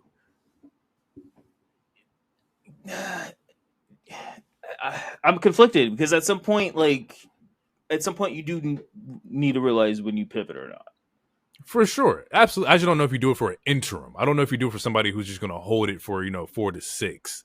No, but also Cope is a big name. Like, it's not like, for sure, Cope isn't the same as dropping it to, no disrespect, but it's not the same as dropping it to Cassidy. Like, absolutely, it is Adam Copeland. But we're Edge. Well, I will put Cope in the middle. I won't say that it would have been a for sure yes for me, but he's sitting in the middle. And that's just based off of like what he was doing at the time, also durability and shit like that as well. Mox versus Swerve. Swerve could have won it, and you would have been fine at Dynasty. I think I would not have confidently. No, I wanted Mox. Wow, bro, I don't think. Okay, I really don't like Swerve. But we're not going to get into that. We've been through this. Joe. Oh, absolutely. Joe in the cage. Yeah. So out of this list, not even the cage, but just Samoa Joe in general. Yeah, Joe. Yeah. So sure. I would say Joe, Hangman, or Jay. Probably Hangman because Jay. I would say Hangman, maybe Copeland, but for sure Samoa Joe. Like, I'll give you 2.5. So out of the 8 championship matches he's had, only 2 and a half should have possibly won. Right, but two, or at least one of those halves, were already after a lot of fatigue from Death Riders. Like a lot of For sure. people have been fatigued I think from the Death one Riders. was after definitely the fatigue. The early Hangman match you can't really count because it's his second title defense. Yeah. He wasn't really exactly like you didn't know what it was yet off of the second title defense. Off that third one, you were like, all right, bro, I'm over the shit. Real ones to do. Real ones to do. But no, for sure. But no, for sure. I feel like for sure Copeland or Joe were the perfect, like, all right, it's been 3-4 months. The reactions from the IWC / even the people in the crowd, because again, IWC versus what the crowd reaction is, they're completely different. Like like if you bring in the Jey Uso argument, completely different. IWC hate Jey Uso. You look at Jey Uso on the fucking show, they're asking for encores. Like he's eating with children. Like it's like, so IWC versus in crowd reaction, completely different. By the time we get to the Adam Copeland feud, which is literally 2 months ago at this point, I think. Yeah. People were already super fatigued with Death Riders at this point. Yeah. So like that would have been a time to pivot. And they didn't, because they're gonna, FTR, they did the FTR turn, and they're setting up for all this other stuff. So then you got the Joe stuff. And I don't know a single person who doesn't like Samoa Joe. Honestly, I don't think I trust a nigga who don't like Samoa Joe. So, like, again, that was another perfect pivot, and it's like, nah. So that's why. It's also like Joe had the trios. You're not about to give him AEW championship and the trios at the same time. Like, there's just things that, like, as much as I agree, is that like they're already tied up in something else. They didn't have to give them the trios, though. Dude, you didn't at all. But that was what it was at the time. It was. And I don't think that like giving anybody the title at that time supersedes the moment that we have with Hangman, which is why this is really important to me personally, because you don't do this push and have this match and have him go through the year with Swerve for him not to get the championship. If he walks out of All In without the belt, it would be like, bro, stop playing with me. Like, why do I care about everything that Hangman have been doing or has been doing for this year and a half, 2 years, if it's not going to lead to him getting the belt? Because right now, he's AEW's Cody. He's the babyface that everybody loves. I think he's in their own way, of course, but he is their number one guy. Like, I would say, as far as babyface, I would say he's who the management want to be their number one guy. I feel like Hangman has the potential to be the number one guy, but I don't think he's that. Like, if this was the same Hangman that almost beat, or that did beat Kenny Omega, I would 100% agree with you. I think this is a different version of Hangman, and I don't think he has the same fan love. I don't think he has that Cody babyface love that other babyfaces have. Like Hangman versus Kenny, like when he stopped being a drunk and stopped being depressed, and he's like, "Fuck this, I'm going to," like that was a Cody type. Hangman is loved, bro. I love Hangman. I'm telling you, he's one of my favorite. Like I'm telling you, this nigga is beloved by these motherfuckers. No, he definitely is. He definitely is. I'm just saying, like, there's a difference between the love he's getting now versus the love he was getting in like 2022. There is some difference. The love is, man, dog. The nigga burned somebody's house down. They still cheer for him. That's love. Hey, nigga. Bro, that's because a black man, regardless of your reason, regardless, nigga, that nigga is love. He did the ultimate heel tactic about burning a nigga's house down. Took the dopest picture in front of this nigga's house and was still love. But bro, that nigga broke into your house and held your babe, bro. That was honestly burning your house. That was not enough. If someone did that to me, that's burning your house down is not enough. You broke into my home. You had my wife scared. You held my baby, bro. If I ever do have a child, bro, it's gonna be a long time till any average nigga can just hold my child. Because I know a lot of people don't wash their hands and shit, bro. I'm sorry, like you might have to sign an NDA before you hold my child. So I understand what Hangman did, bro. You helped my newborn, my nigga. You broke into my home. You helped my newborn. I'm burning, bro. Bro, he stabbed a nigga in the mouth and was still loved. There's not a lot that you can like. But nigga, he's over, nigga. But Hangman wasn't the heel in that situation, theoretically. The point being is that he's done the craziest fucking tactics and he still got love. Nigga, I sound like MJF right now. Like, that's exactly what MJF's point was, nigga. Why do you still love this nigga? Because there was actual reasons why he did it. That's the like, difference between MJF and Hangman. Like, there's a reason why Hangman went to that level. Hangman never, like, again, he used to be a drunk, depressive, emo person who's insecure. Then he became a champion and like he started to believe in himself after Dark Order and all this other stuff. He has a fucking child and he has an op that breaks into his home and holds his baby in a crib, bro. I'm sorry, like burning nigga's house down is not enough. Hangman that's why he is like he's getting cheered because he is the goddamn face. I'm like, and that's not even me being anti-Swerve. It's not even. That's bro. What I'm trying to tell you, nigga. I'm not. That's the whole point of this. He is the face, nigga. He is it. He's that nigga. He's that guy. But it's 2025 now, bro. This ain't the same shit. He's bro. That guy. You've been here getting. Like, you've been here getting perms, having random beasts with old people like Jeff Jarrett and the bald dude, Christopher Daniels. You got a perm. You talking like Batman? He killed a nigga. He retired Christopher Daniels. You know how love Christopher Daniels is, and niggas still cheer for him. He's over, bro. Hey, bro, this nigga's done the worst shit ever. Baron Corbin retired Kurt Angle. What you want? That's crazy. What do you? What do we do? That's what I mean, bro. It's a different kind of love, yo. It's a different kind of love. But we're gonna wrap it up here. That was our AEW Double or Nothing preview or review. I thoroughly enjoyed it. I thought it was a great fucking pay-per-view. I'll be a little long at times. There was definitely a lot of surprising moments in there. Yeah, I out of 5, off of just the strength of the matches, 4 for me.